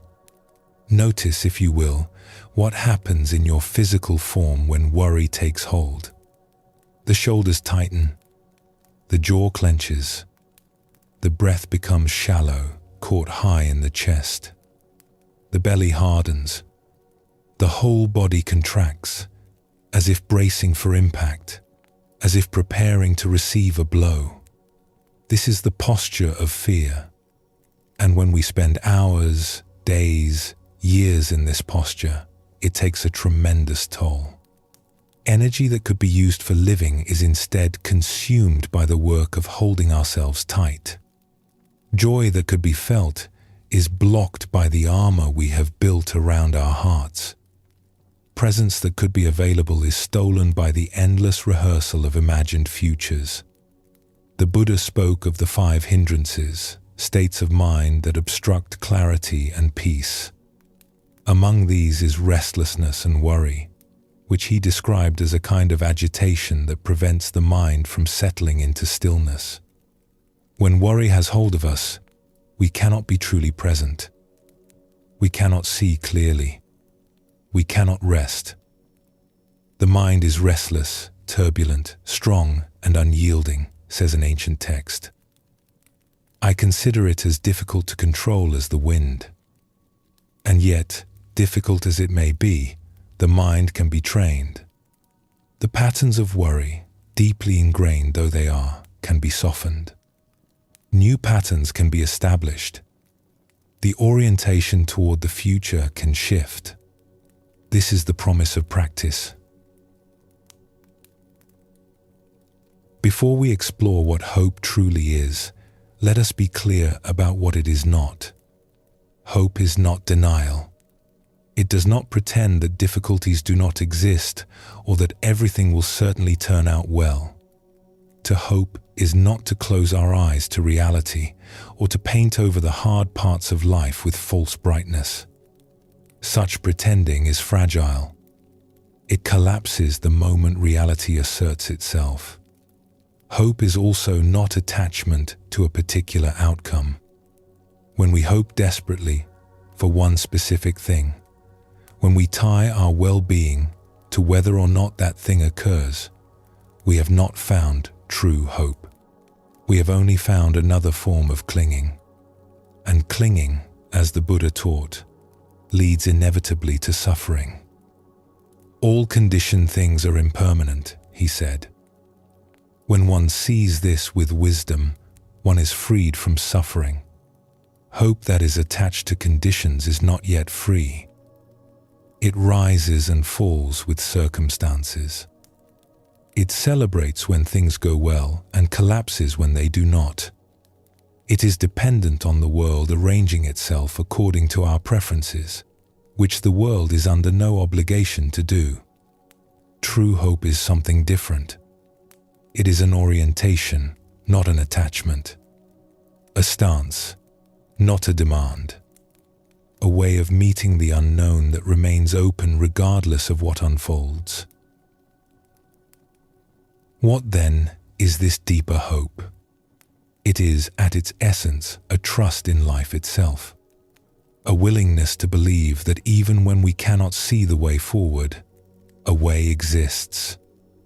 A confidence that we will be able to meet whatever comes, not because we know it will be easy, but because we have faith in our own capacity to respond.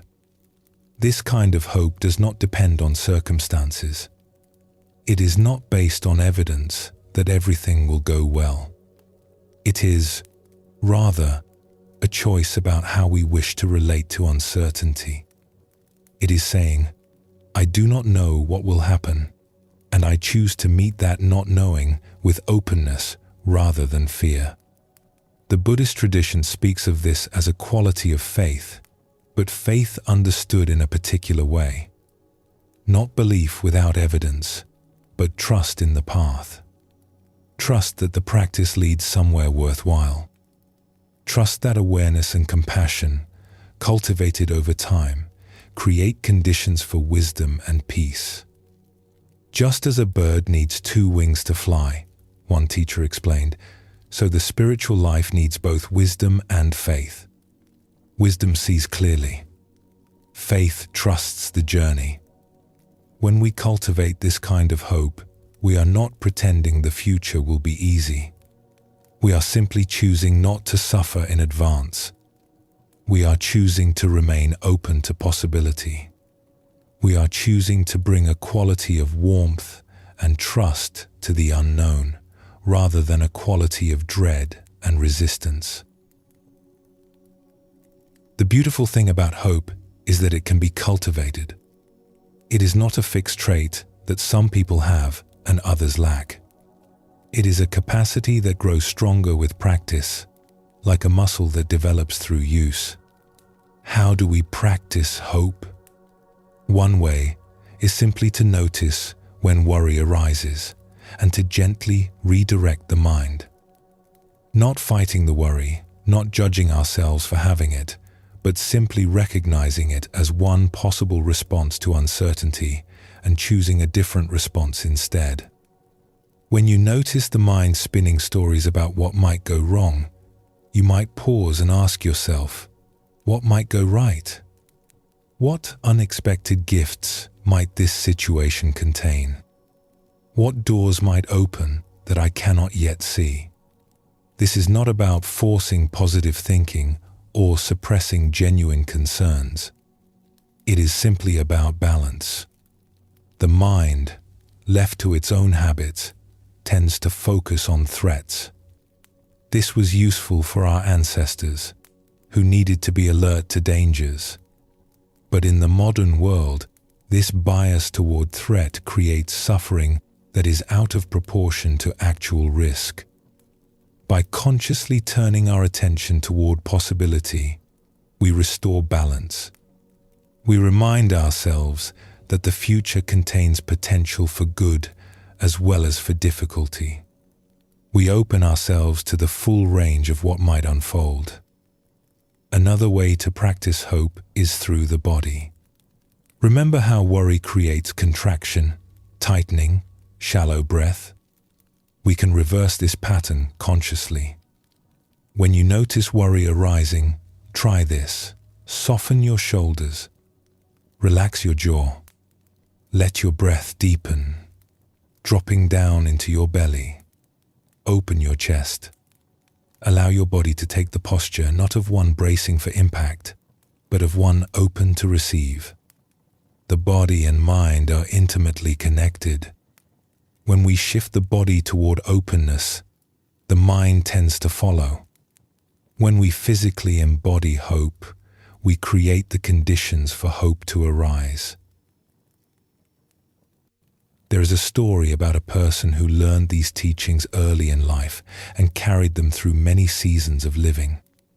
This person had first encountered the practice of hope during a time of great difficulty. The details of that difficulty do not matter for our purposes. What matters is that this person, in the midst of hard circumstances, learned to orient toward the unknown with openness rather than fear. Learn to trust the process even when the path was unclear. Learn to look for possibility even when none was visible. And this practice, once learned, became a lifelong companion. Years later, when a different kind of difficulty arose, this person found that the old practice was still available, still helpful, still true. The circumstances were entirely different, but the orientation was the same. Meet the unknown with openness. Trust the unfolding. Look for the honey. And years after that, when yet another challenge appeared, the practice was there again. Deeper now, more natural, woven into the fabric of how this person moved through the world. This is how wisdom works. It is not a single insight that solves all problems forever. It is a way of being that we return to again and again across all the changing circumstances of our lives. Each time we return to it, we understand it a little more deeply. Each time we practice it, it becomes a little more natural. The person in this story faced many difficulties over a long life. Some were resolved quickly. Others lingered for years. Some ended in ways that could be called happy. Others ended in loss and letting go. But through all of it, the practice remained. The orientation toward hope remained. The willingness to meet the unknown with trust rather than fear remained. And because of this, even the difficult passages were navigable. Even the dark valleys were crossable. There was always enough light to take the next step. It takes courage to hope. This may seem strange at first. We often think of hope as a soft thing, perhaps even a weak thing. Real courage, we imagine, means facing the hard truths, acknowledging the worst possibilities, steeling ourselves for disappointment. But consider what hope actually requires. To hope is to remain open when everything in us wants to close. It is to trust when fear is screaming for us to protect ourselves. It is to look toward the future with warmth when the mind insists we should prepare for pain. It is to choose vulnerability over armor, possibility over certainty, openness over defense. This is not easy. It is, in fact, one of the most courageous things a human being can do. The Buddha sat through the night before his enlightenment, beset by visions of fear and temptation. He could have closed down. He could have fled. He could have given in to despair. Instead, he remained open. He remained present. He trusted the process, even when the process was terrifying. And in the morning, he was free. We are not all seeking the same liberation the Buddha found, but we can all learn from his example. Openness takes courage. Trust takes strength. Hope, true hope, is not a retreat from difficulty, but a way of meeting it with the fullness of our being. What does hope feel like when we cultivate it? It feels like softness in the body, like breath that moves freely, like a heart that remains open even when it is uncertain. It feels like energy, not the frantic energy of worry, which exhausts even as it agitates, but a clean, sustainable energy that supports action and rest alike. It feels like presence. When we are not lost in worried imaginings about the future, we become available to the present moment. The world around us becomes more vivid. The people in our lives become more visible. The honey that is always dripping becomes easier to taste. And it feels like freedom. Not freedom from difficulty, which no one can promise, but freedom from the unnecessary suffering we create when we torment ourselves with imagined futures. Freedom from the prison of expectation. Freedom to meet whatever comes with grace. The Buddha described the taste of his teaching as the taste of liberation. Hope, cultivated wisely, offers us a foretaste of that liberation. Not the complete freedom that comes from deep awakening, but a genuine lessening of unnecessary suffering. A real increase in peace. This is available to all of us, not through special talent or spiritual achievement, but through simple practice, through the willingness to notice when we are closing and to choose opening instead, through the courage to trust when fear is present, through the art of hoping well. As you continue on your way, remember that hope is not something you either have or lack. It is something you practice, something you cultivate, something you choose again and again in the countless small moments that make up a life. There will be times when worry arises. This is natural. This is human. The practice is not to never feel worry, but to notice it when it comes and to gently offer yourself a different possibility. There will be times when the future looks dark. This too is natural. The practice is not to deny the darkness, but to remember that you do not know what lies beyond it. To remember that life is unexpected. To remember that doors you cannot see may yet open. And there will be times when hope itself feels impossible. When the heart is too tired, the circumstances too heavy, the path too unclear. In those times, you do not need to manufacture hope through effort. You need only rest.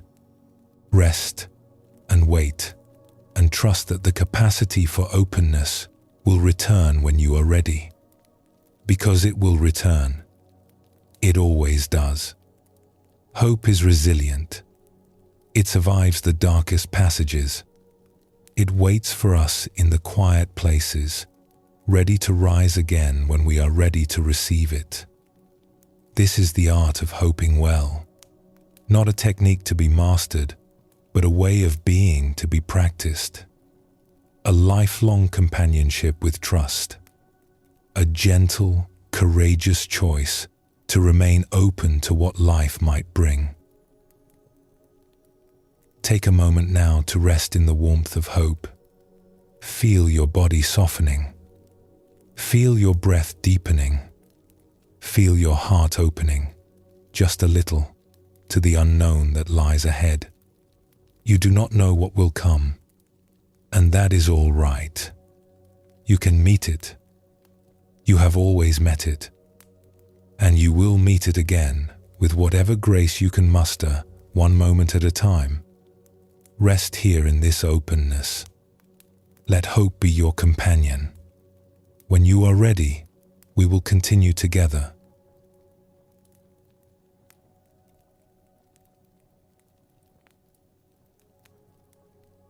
We have been exploring the art of hope. We have learned to orient ourselves toward the unknown with openness rather than fear. We have practiced softening the body, deepening the breath, choosing trust over dread. But there is a question that sometimes arises when we speak of meeting difficulty with grace. It is a practical question, one that the mind often poses when it hears teachings about acceptance and peace. The question is this: does acceptance mean giving up? Does peace mean stopping our efforts to improve things? If we accept our circumstances, does that mean we should not try to change them? These are important questions, and the answer is both simpler and more nuanced than we might expect. There is a time for action and a time for acceptance. There is a time to work toward change and a time to rest in what is. The wisdom lies in knowing which time we are in. There is a story told about a leader who lived during a time of great conflict in the world. This person held a position of significant responsibility. The decisions they made affected many lives.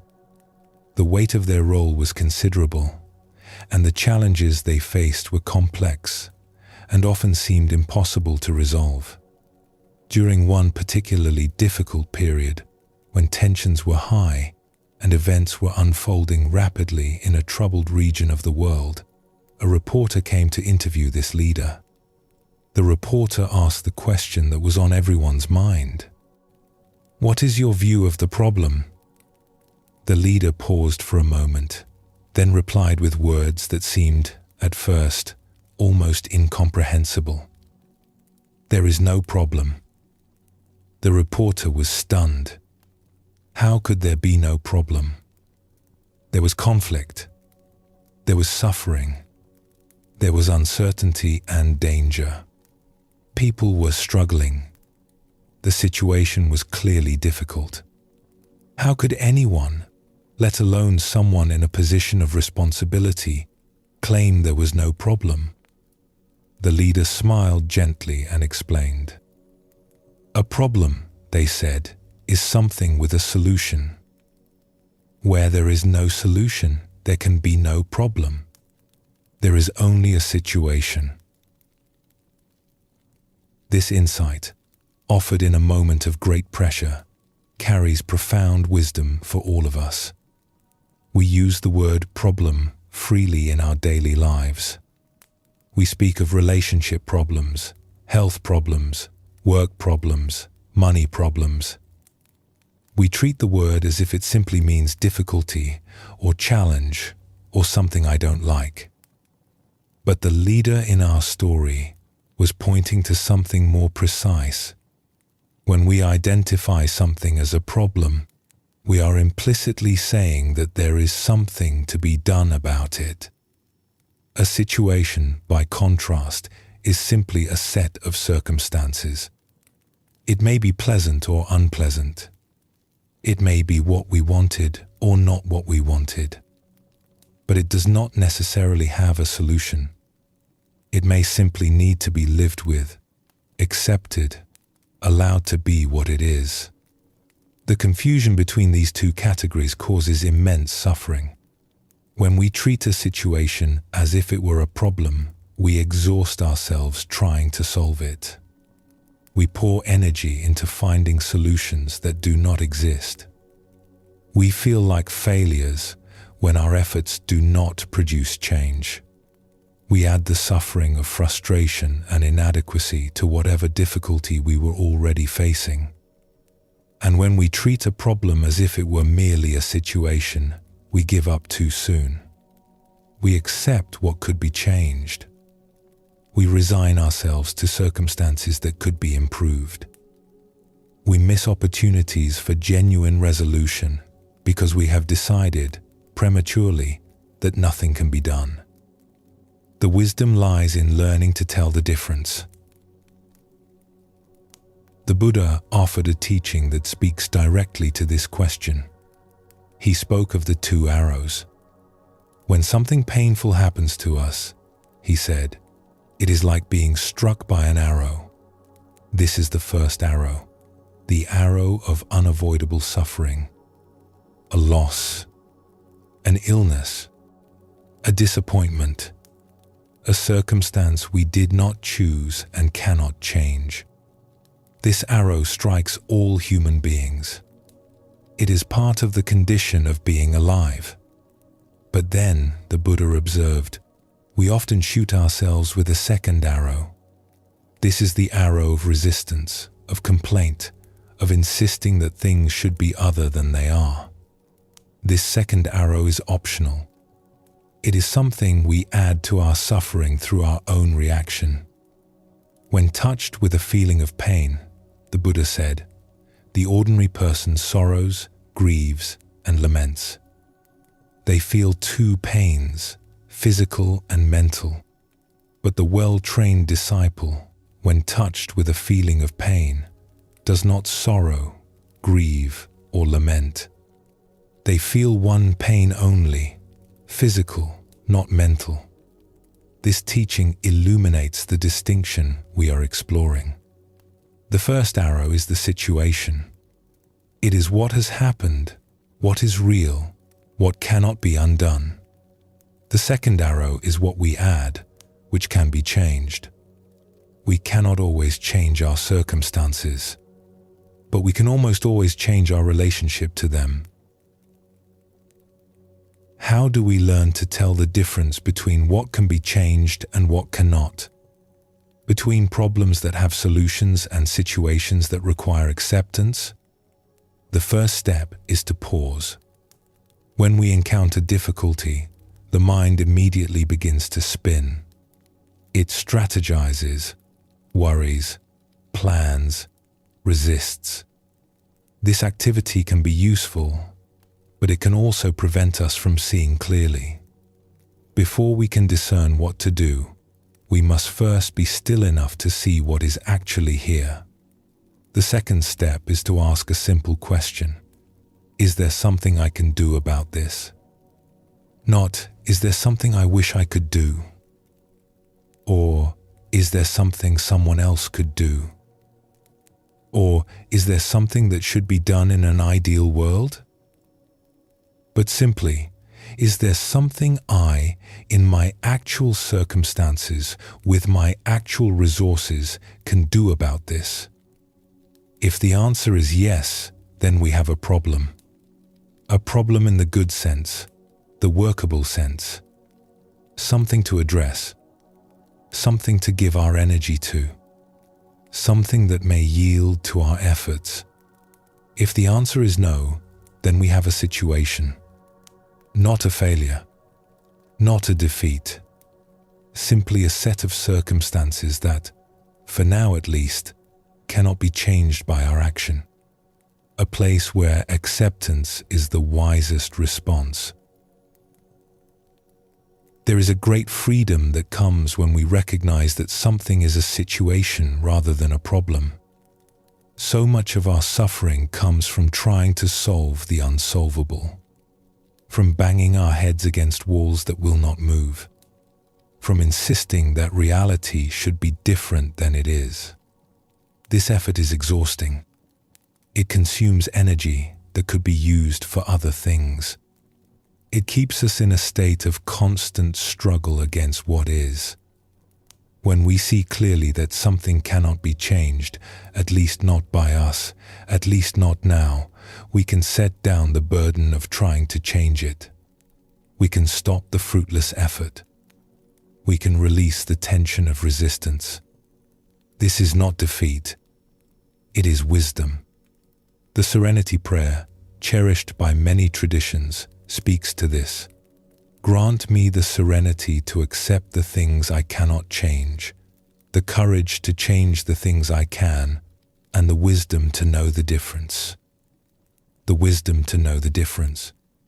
This is what we are cultivating. And when we find it, something remarkable happens. Energy that was being consumed by impossible battles becomes available for other uses. Attention that was fixated on what cannot be changed becomes free to notice what can. Peace that was blocked by resistance begins to flow. We do not become passive. We do not give up on life. We simply become more skillful in how we direct our efforts. We learn to recognize where our energy can make a difference and where it cannot. We learn to act where action is possible and to rest where it is not. Let us be honest about some of the things that cannot be changed. The past cannot be changed. What has happened has happened.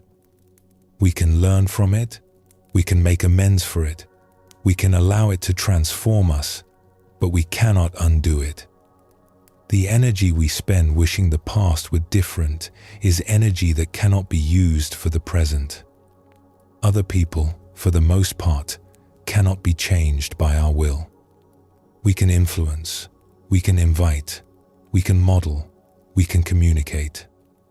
But ultimately, other people make their own choices. The energy we spend trying to control others is usually wasted and often causes harm.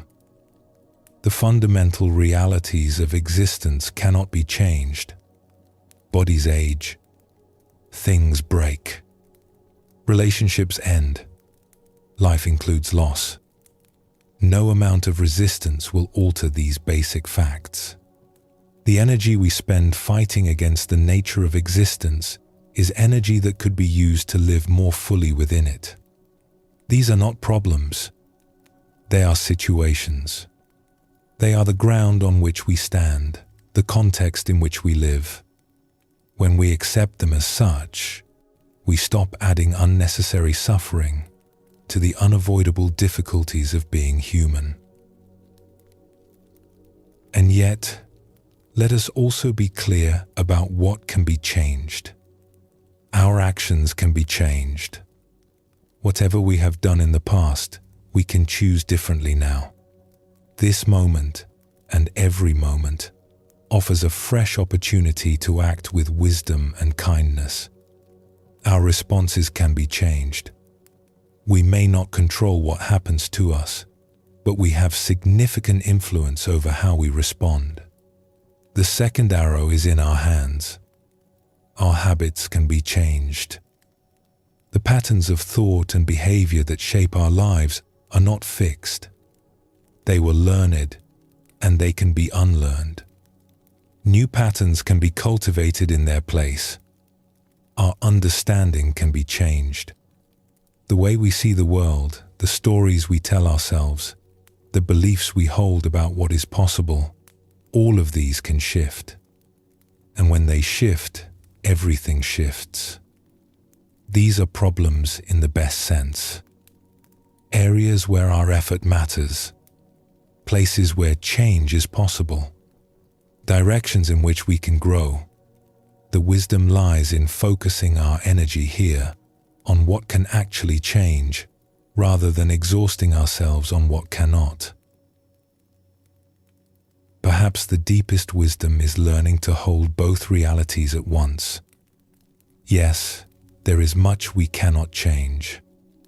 And yes, there is much we can. The art of living well involves accepting the first while engaging fully with the second. It involves resting in what is, while also working toward what might be. This is not contradiction. It is completion. The great teachers of the contemplative traditions have always modeled this balance. They accept reality as it is with profound equanimity, and they work tirelessly for the benefit of all beings. They hold no illusions about what cannot be changed, and they never give up on what can. The Buddha himself spent 45 years teaching after his awakening. He did not withdraw from the world into private peace. He engaged fully with the suffering around him, offering teachings, establishing communities, working for change. And yet he remained at peace throughout. He was not disturbed by what he could not change, and he was not passive about what he could. This is the integration we are invited into. A peace that does not depend on circumstances being different, and a commitment that continues to work for the good. There is a particular kind of relief that comes when we reclassify something from a problem to a situation. Imagine you have been struggling with something for a long time. Perhaps it is a relationship that does not work the way you wish it would. Perhaps it is a circumstance in your life that you have been trying unsuccessfully to change. Perhaps it is something about yourself that you have been fighting against for years. And then, one day, you see clearly, this is not a problem. There is no solution here. This is simply a situation, a reality, a part of what is. In that moment, something dissolves. The tension of trying to solve the unsolvable releases. The frustration of failing to change the unchangeable fades. The energy you were pouring into an impossible task becomes available again. You have not given up. You have woken up. You have seen clearly what is actually here, and you have adjusted your response accordingly. This is not resignation. It is liberation. And often, paradoxically, it is only when we stop trying so hard to change something that it begins to change on its own. When we release our grip, things have room to move. When we stop pushing, new possibilities can emerge. When we accept what is can sometimes transform. This is one of the mysteries of the spiritual life. Acceptance and change are not opposites. They are partners. Deep acceptance creates the conditions in which genuine change can occur. What would your life be like if you could clearly distinguish between problems and situations? Imagine carrying only the burdens that are actually yours to carry. Imagine directing your energy only toward what can actually change. Imagine the relief of setting down the weight of the impossible. This is not a fantasy. It is available to you. It requires only the willingness to look clearly at what is here, to ask honestly what can and cannot be changed, and to respond accordingly. Some things are problems. Work on them with full commitment. Some things are situations. Accept them with full grace and trust yourself to know the difference. Take a moment now to rest in this discernment. Is there something you have been treating as a problem that might actually be a situation? Something you have been trying to solve that might simply need to be accepted? Notice how your body feels when you consider this. Notice if there is any release, any softening, any relief. There is no need to figure everything out right now. Simply rest in the possibility that some of what you carry might be ready to be set down. Breathe gently. Rest here. And when you are ready, we will continue together.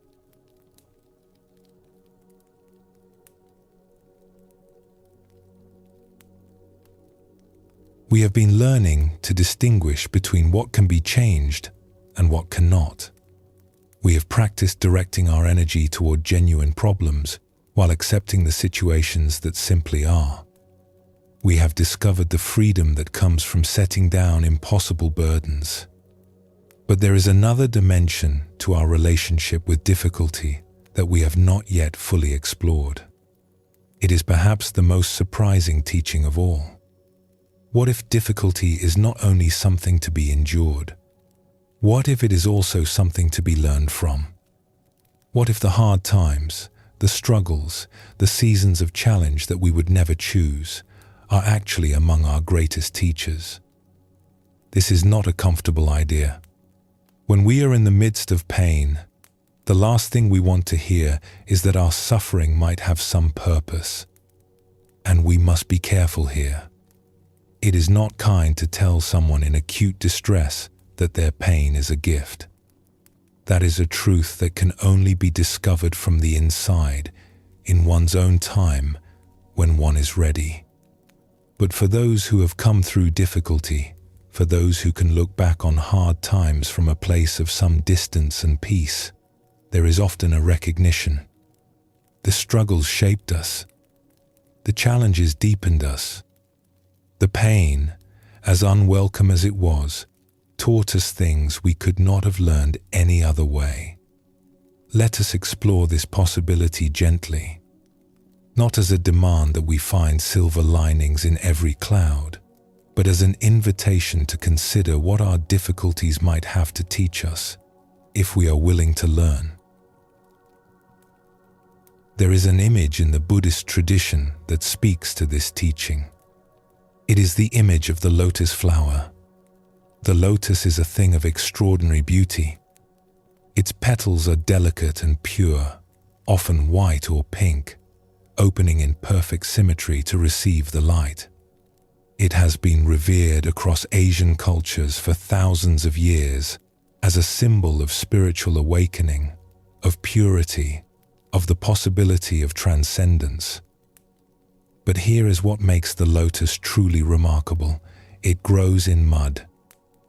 Not in clear water, not in pristine conditions, but in the murky, dark, nutrient-rich mud at the bottom of ponds and lakes.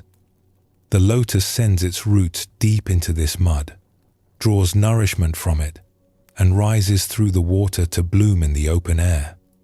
When it opens its petals to the sun, there is no trace of the mud from which it came. The flower is spotless, radiant, pure. This is why the lotus is such a powerful symbol. It does not bloom despite the mud. It blooms because of the mud. The very conditions that seem so unfavorable, so dark, so far from beauty, are precisely what the lotus needs to grow. Just as a lotus flower is born in water, grows in water, and rises out of water to stand above it unsoiled, the Buddha said, "So I, born in the world, raised in the world, having overcome the world, live unsoiled by the world." The mud of difficulty, the water of life, the blossom of wisdom, they are not separate. They are one continuous process of growth. There is a teaching offered by various wisdom traditions in different forms that speaks to how learning actually happens. It suggests that if everything in our lives went perfectly, if we succeeded at everything we attempted, if we never encountered failure or disappointment or struggle, we would learn very little. We would remain exactly as we are, unchallenged, unchanged, undeepened. Conversely, if everything went wrong, if we failed constantly, if we were met with nothing but difficulty and defeat, we would become discouraged. We would lose heart. We would have no foundation from which to grow. The ideal proportion, this teaching suggests, is something like 70% success and 30% struggle. Enough success to give us confidence, to provide a foundation, to remind us that we are capable, and enough struggle to keep us learning, to reveal what still needs attention, to push us beyond our current limitations. This is not a precise formula, of course. Life does not arrange itself in neat percentages, but the principle is worth considering. The 30%, the part that does not go as we hoped, is not a failure of life to provide for us. It is life providing for us in a different way. It is the curriculum we need, even when we would not have chosen it. It is the mud in which the lotus grows. When we can begin to see our difficulties this way, something shifts. We stop experiencing struggle as evidence that something has gone wrong. We start experiencing it as evidence that we are being given an opportunity to grow. When difficulty comes, when things do not go as we hoped, when we make mistakes or encounter failure, there is a simple practice that can help us extract the teaching from the experience. The practice has 3 parts: acknowledge, forgive, and learn. First, acknowledge. This means being honest about what has happened, not denying it, not minimizing it, not pretending it does not hurt. Something has occurred. It may have been painful. It may have involved loss or disappointment, or the recognition that we fell short of our own standards. Whatever it is, we begin by acknowledging it fully. Yes, this happened. Yes, it was hard. Yes, it matters. Second, forgive. This is perhaps the most crucial step, and also the most difficult. Forgive does not mean pretending that nothing wrong occurred. It does not mean bypassing accountability. It means releasing the grip of blame. We are so quick to blame when things go wrong. We blame others for their failures. We blame circumstances for being unfavorable. And perhaps most destructively, we blame ourselves, turning our pain into guilt, our disappointment into self-condemnation. Blame keeps us stuck. It locks us into the past, into the story of what went wrong and who was at fault. It generates heat, but not light. It consumes energy that could be used for moving forward. Forgiveness releases this grip. It does not say that what happened was acceptable. It simply says that we will not carry the weight of blame any longer. We will not punish others endlessly in our minds. We will not punish ourselves. We will set down the burden and move on. Third, learn. This is where the gift of difficulty reveals itself. Having acknowledged what happened and released the burden of blame, we are now free to ask, what can I learn from this? What is this experience trying to teach me? What would I do differently next time? What has been revealed that I could not have seen otherwise? Learning is not about assigning fault. It is about growing wiser. It is about extracting the nutrients from the mud so that something beautiful can bloom. When we move through difficulty in this way, acknowledging, forgiving, and learning, we transform our relationship to struggle. It becomes not just something to be survived, but something to be mined for wisdom. There is a way of looking at difficulty that sees it as a teacher in disguise. This is not to say that we should seek out suffering or that pain is inherently good.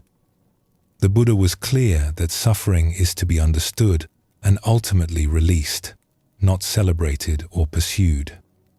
But within the suffering that comes to us unbidden, there are often teachings that we could not receive any other way. Consider what difficulty teaches. It teaches humility. When we struggle, when we fail, when we come face to face with our own limitations, the illusion of control begins to crack. We learn that we are not as powerful as we thought. We learn that we need others. We learn that we are part of something much larger than ourselves. It teaches compassion. When we have known pain, we can recognize it in others. When we have struggled, we understand what struggling feels like. Our own difficulties become a bridge to the difficulties of others, opening our hearts in ways that success never could. It teaches patience. When we cannot fix something immediately, when we must wait for change to unfold in its own time, we learn to be present with what is. We learn that not everything happens on our schedule. We learn to trust the process, even when we cannot see the destination. It teaches resilience. Each difficulty we survive shows us that we can survive. Each challenge we navigate adds to our store of confidence. we discover capacities we did not know we had. We learn that we are stronger than we thought. It teaches wisdom. The easy path teaches little.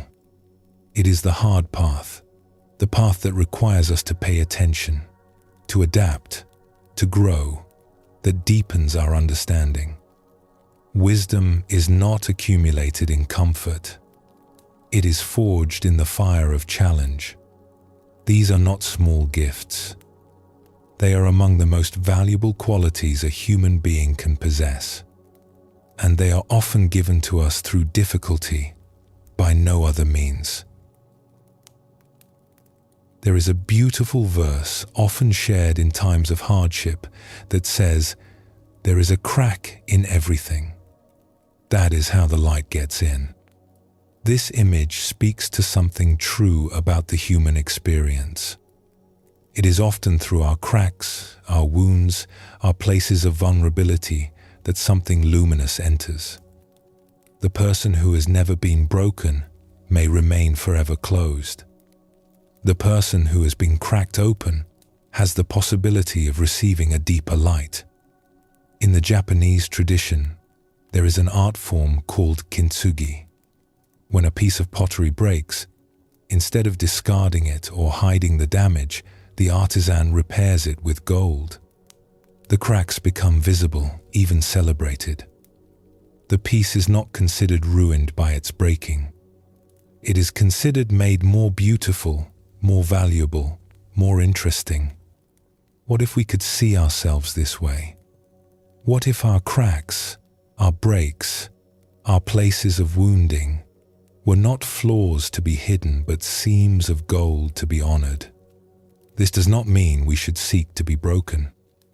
It does not mean that pain is pleasant or that we should pretend it does not hurt.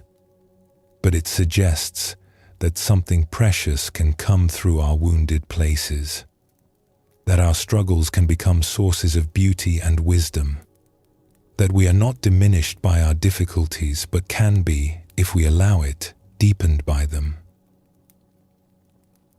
Take a moment to consider what you have already survived. Whatever your age, whatever your circumstances, you have almost certainly passed through times of difficulty. There have been losses, disappointments, challenges that seemed, at the time, almost too much to bear. There have been moments when you did not know how you would continue. And yet here you are. You continued. You found a way through. You survived. This is not nothing. This is, in fact, remarkable. The simple fact of your presence here, listening to these words, is evidence of a resilience that has been tested and has held.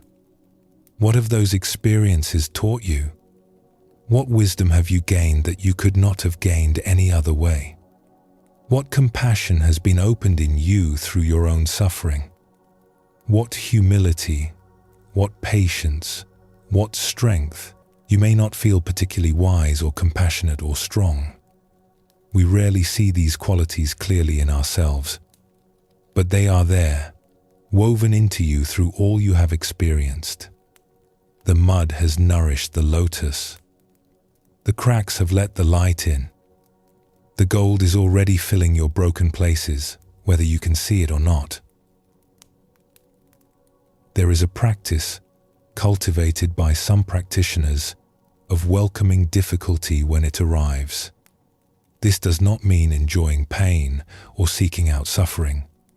It simply means shifting our relationship to the inevitable struggles that come to every life.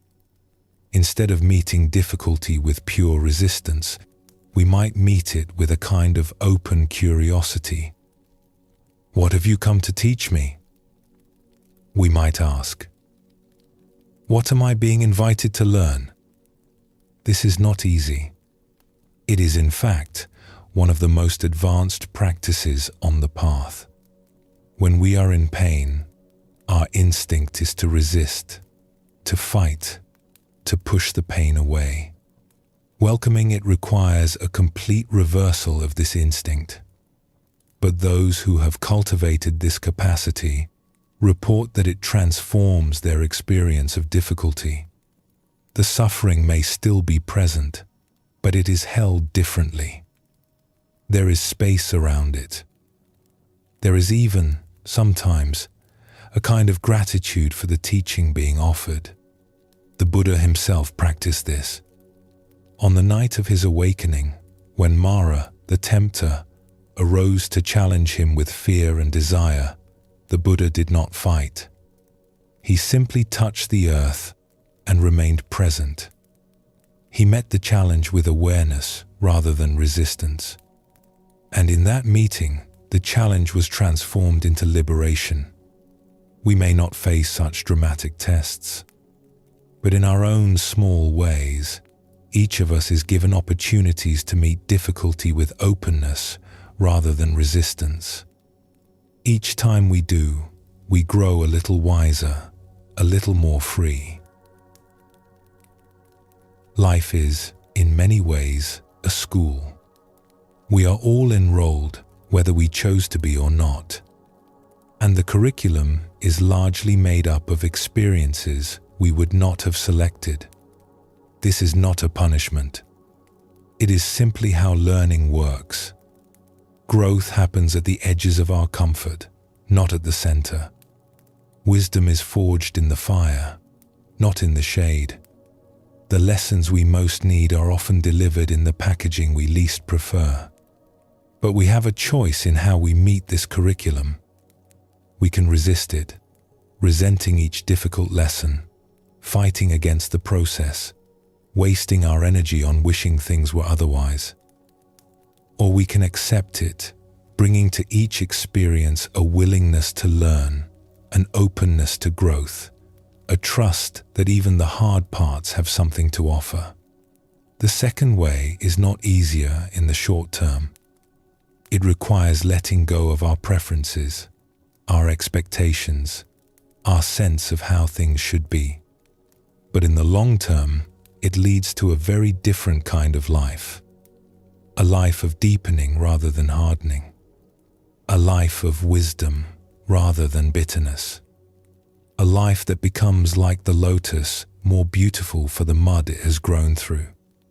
Take a moment now to rest with this teaching. Consider the difficulties you have known, not to relive them, not to dwell in their pain, but simply to acknowledge them as part of your path. What have they given you? What wisdom has emerged from the struggle? What compassion has been opened? What strength has been forged? You do not need to have answers.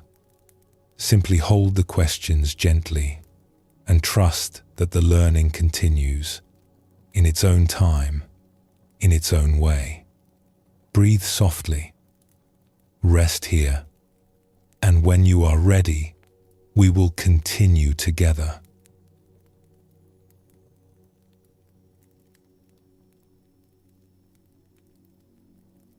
We have traveled far together through these teachings. We began with honey dripping in darkness, a traveler discovering sweetness in the midst of uncertainty. We learned that peace does not depend on circumstances being perfect. We learned that even when life closes in from all sides, something sweet remains available to those who know how to receive it. We explored the wisdom of a simple ring, inscribed with 4 words that change everything. This too will pass. We discovered that impermanence, far from being a source of despair, can be our greatest comfort in hard times and our greatest teacher in good ones.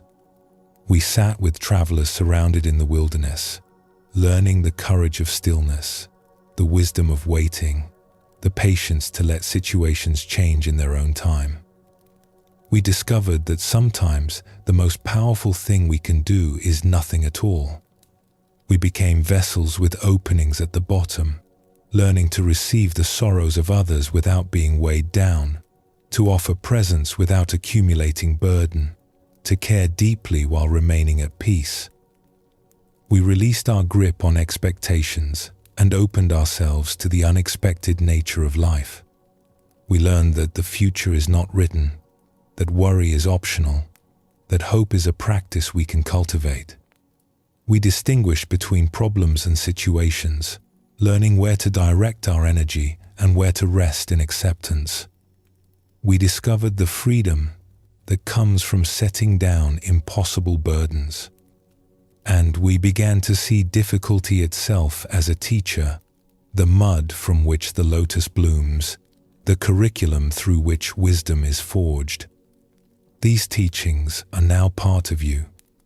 They have entered through your listening, settled into your awareness, planted seeds that will continue to grow long after these words have faded. But this is not an ending. It is, in many ways, a beginning. There is a moment in every journey when we must return home. We have been resting here together in a space of reflection, a space set apart from the demands and distractions of ordinary life. It has been a kind of refuge, a place to breathe, to listen, to allow wisdom to settle into us. But life awaits. The responsibilities, the relationships, the challenges and joys of daily existence have not disappeared while we have been here. They are waiting for us, patient and persistent, ready to receive us back. This return can sometimes feel like a loss. The peace we found in reflection seems fragile, easily disrupted by the first difficulty we encounter. The insights that felt so clear begin to fade as the noise of life rises around us. We may wonder if anything has really changed at all. This is natural. This is part of the path. The Buddha spoke of this when he described the journey of practice. It is not a single leap from confusion to clarity. It is a gradual process, a slow transformation that happens through countless small moments of remembering, forgetting, and remembering again. Just as the ocean has a gradual shelf, a gradual slope, a gradual inclination, he said, with a sudden drop-off only after a long stretch, so too this teaching has a gradual training, a gradual practice, a gradual progress. We are not expected to be transformed all at once. We are invited to practice, to return, to keep walking the path, one step at a time. The most important skill on the spiritual path may simply be the art of remembering. We hear a teaching, it resonates, it makes sense. And then, almost immediately, we forget. We return to our habitual patterns, our familiar reactions, our old ways of meeting the world. The wisdom that seemed so clear fades into the background, replaced by the urgency of whatever is happening right now. This is not failure. This is how the human mind works. We are creatures of habit, shaped by years of conditioning. The patterns we have developed did not form overnight, and they will not dissolve overnight either. The practice is simply to remember, again and again, as many times as necessary. When worry arises and you find yourself lost in stories about the future, remember, you have learned another way. You have tasted hope. You know how to soften the body, deepen the breath, and meet uncertainty with openness. When difficulty comes and you feel yourself contracting, remember, this too will pass. You have a ring of wisdom, even if it is invisible. The hard times are not permanent. They are weather. They are seasons. They will change. When you are overwhelmed and cannot see any way forward, remember, you can sit down and have a cup of tea. You can wait for the gap to appear. You do not have to solve everything right now. When you find yourself filled with the sorrows you have received from others, remember, you can be a vessel with an opening at the bottom. You can let what has come in flow through. You do not have to carry it all. When something unexpected happens, when life takes a turn you did not anticipate, remember, this is how life is. The unexpected is not an error. It is the nature of existence. You can meet it with curiosity rather than fear.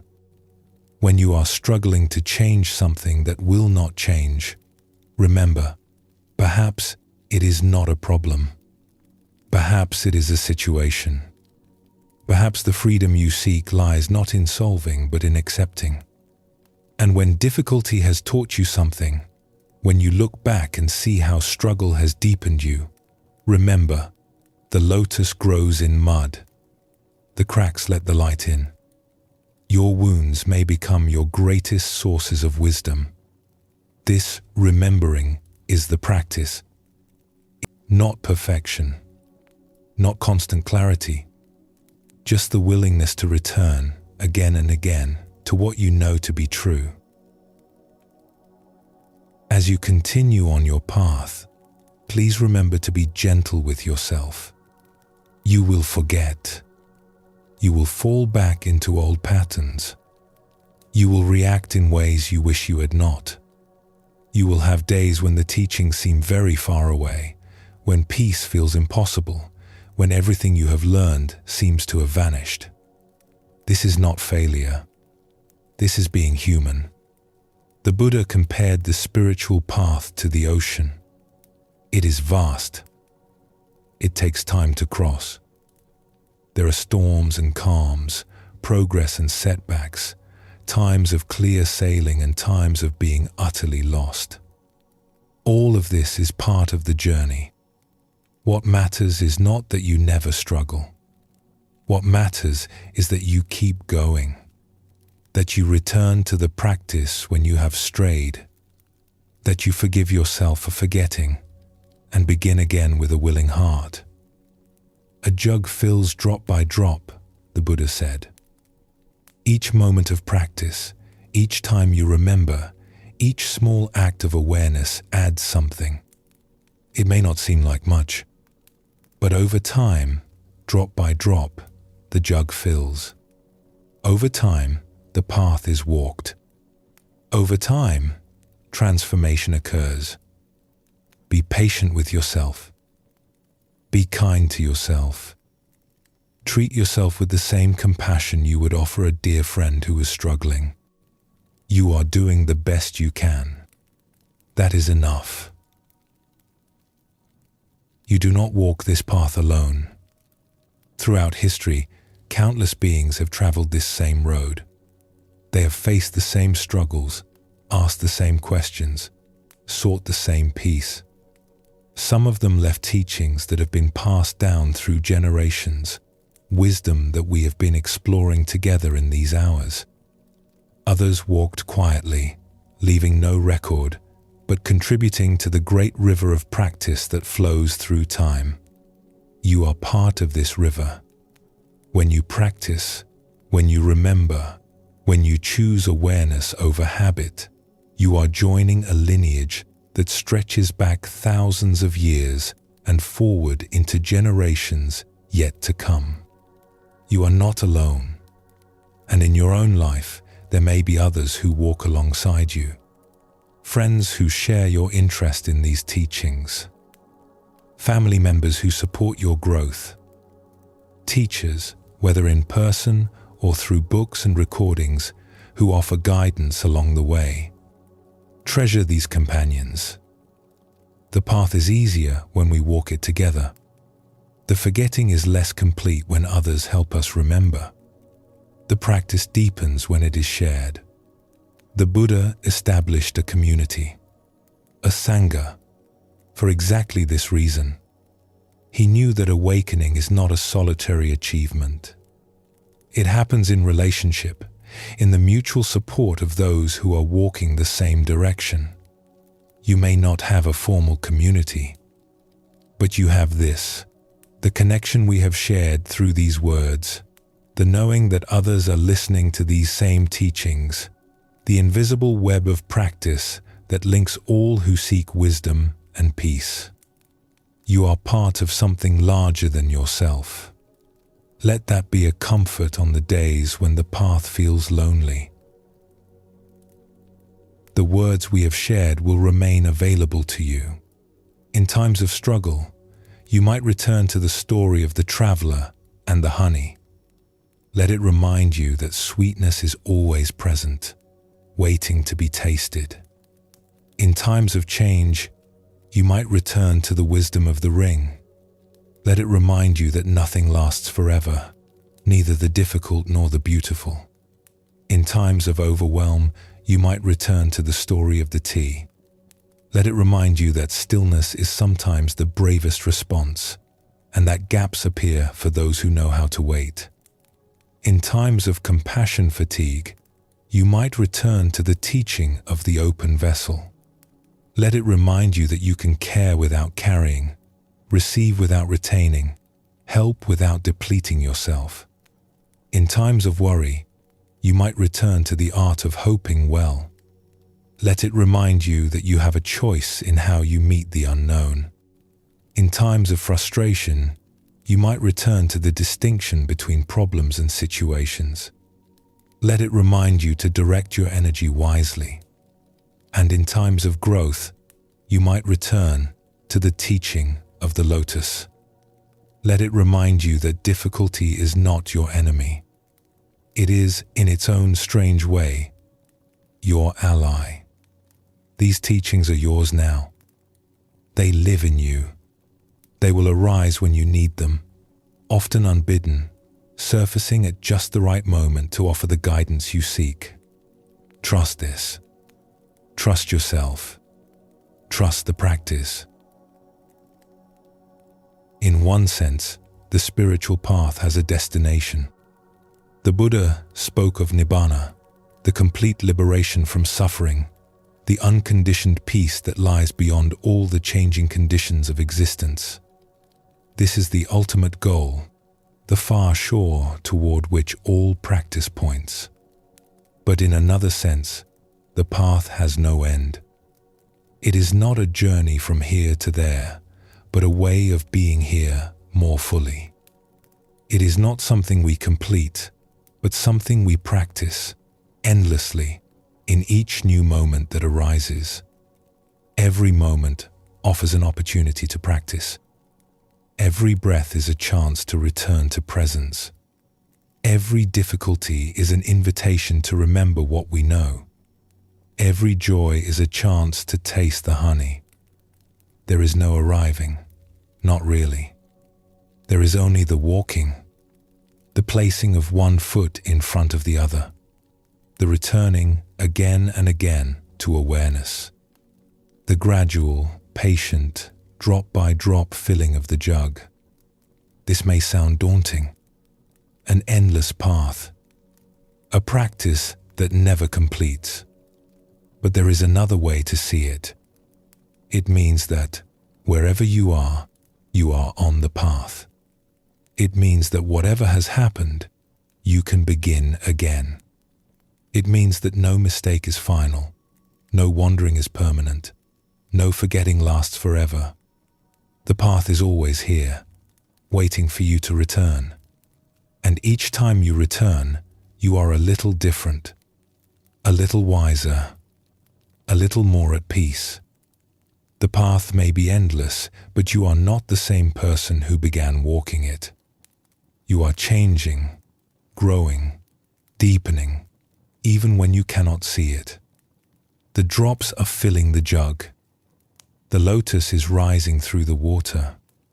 Trust the process. Trust the path. Trust yourself. As you prepare to return to your life, allow me to offer a blessing. May you taste the honey that is always present, even in the darkest times. May you hold the wisdom that all things pass, and find in that wisdom both comfort and presence. May you know when to act and when to rest, when to strive and when to accept. May you care for others without losing yourself, receiving their sorrows and letting them flow through. May you meet the unknown with hope rather than fear. trusting in possibilities you cannot yet see. May your difficulties become your teachers, and may you find gold in your broken places. May you be gentle with yourself, patient with your forgetting, and quick to begin again. And may you always remember that you are not alone. The path has been walked by countless beings before you. It is being walked by countless beings alongside you. And it will be walked by countless beings after you are gone. You are part of something vast and beautiful. You are part of the great river of awakening that flows through time. You are part of the endless, patient, luminous work of bringing more peace into the world. This is your birthright. This is your calling. This is your path. Walk it well. Take a moment now to rest in the fullness of all we have shared. Feel the teachings settling into you, finding their place, becoming part of who you are. You do not need to hold them tightly. They are already woven into you. They will be there when you need them. Breathe gently. Feel your body, here, now, alive. Feel the mystery of being present in this moment, at the end of one journey and the beginning of another. Rest here as long as you wish. And when you are ready, we will close this time together with a few final words.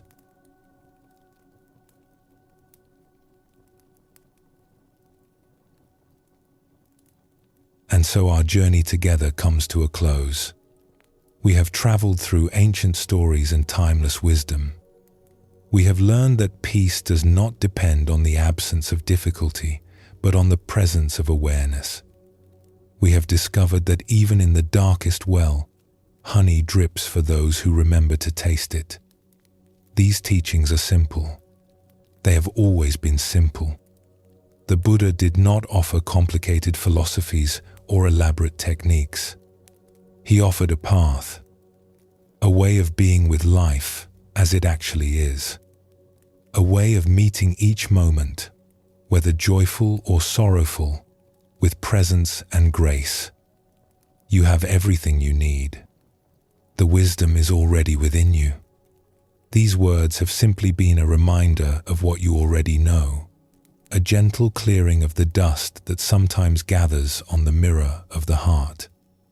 As you return to your life, carry with you this simple truth. This moment is enough. This breath is enough. You are enough. The honey is dripping. It has always been dripping. It will always be dripping. Taste it. And may you always remember, in the bright times and the dark, in the easy seasons and the hard, that this too will pass, and that you have within you everything you need to meet whatever comes. Sleep well, and thank you for joining us here at Sleepy Monk.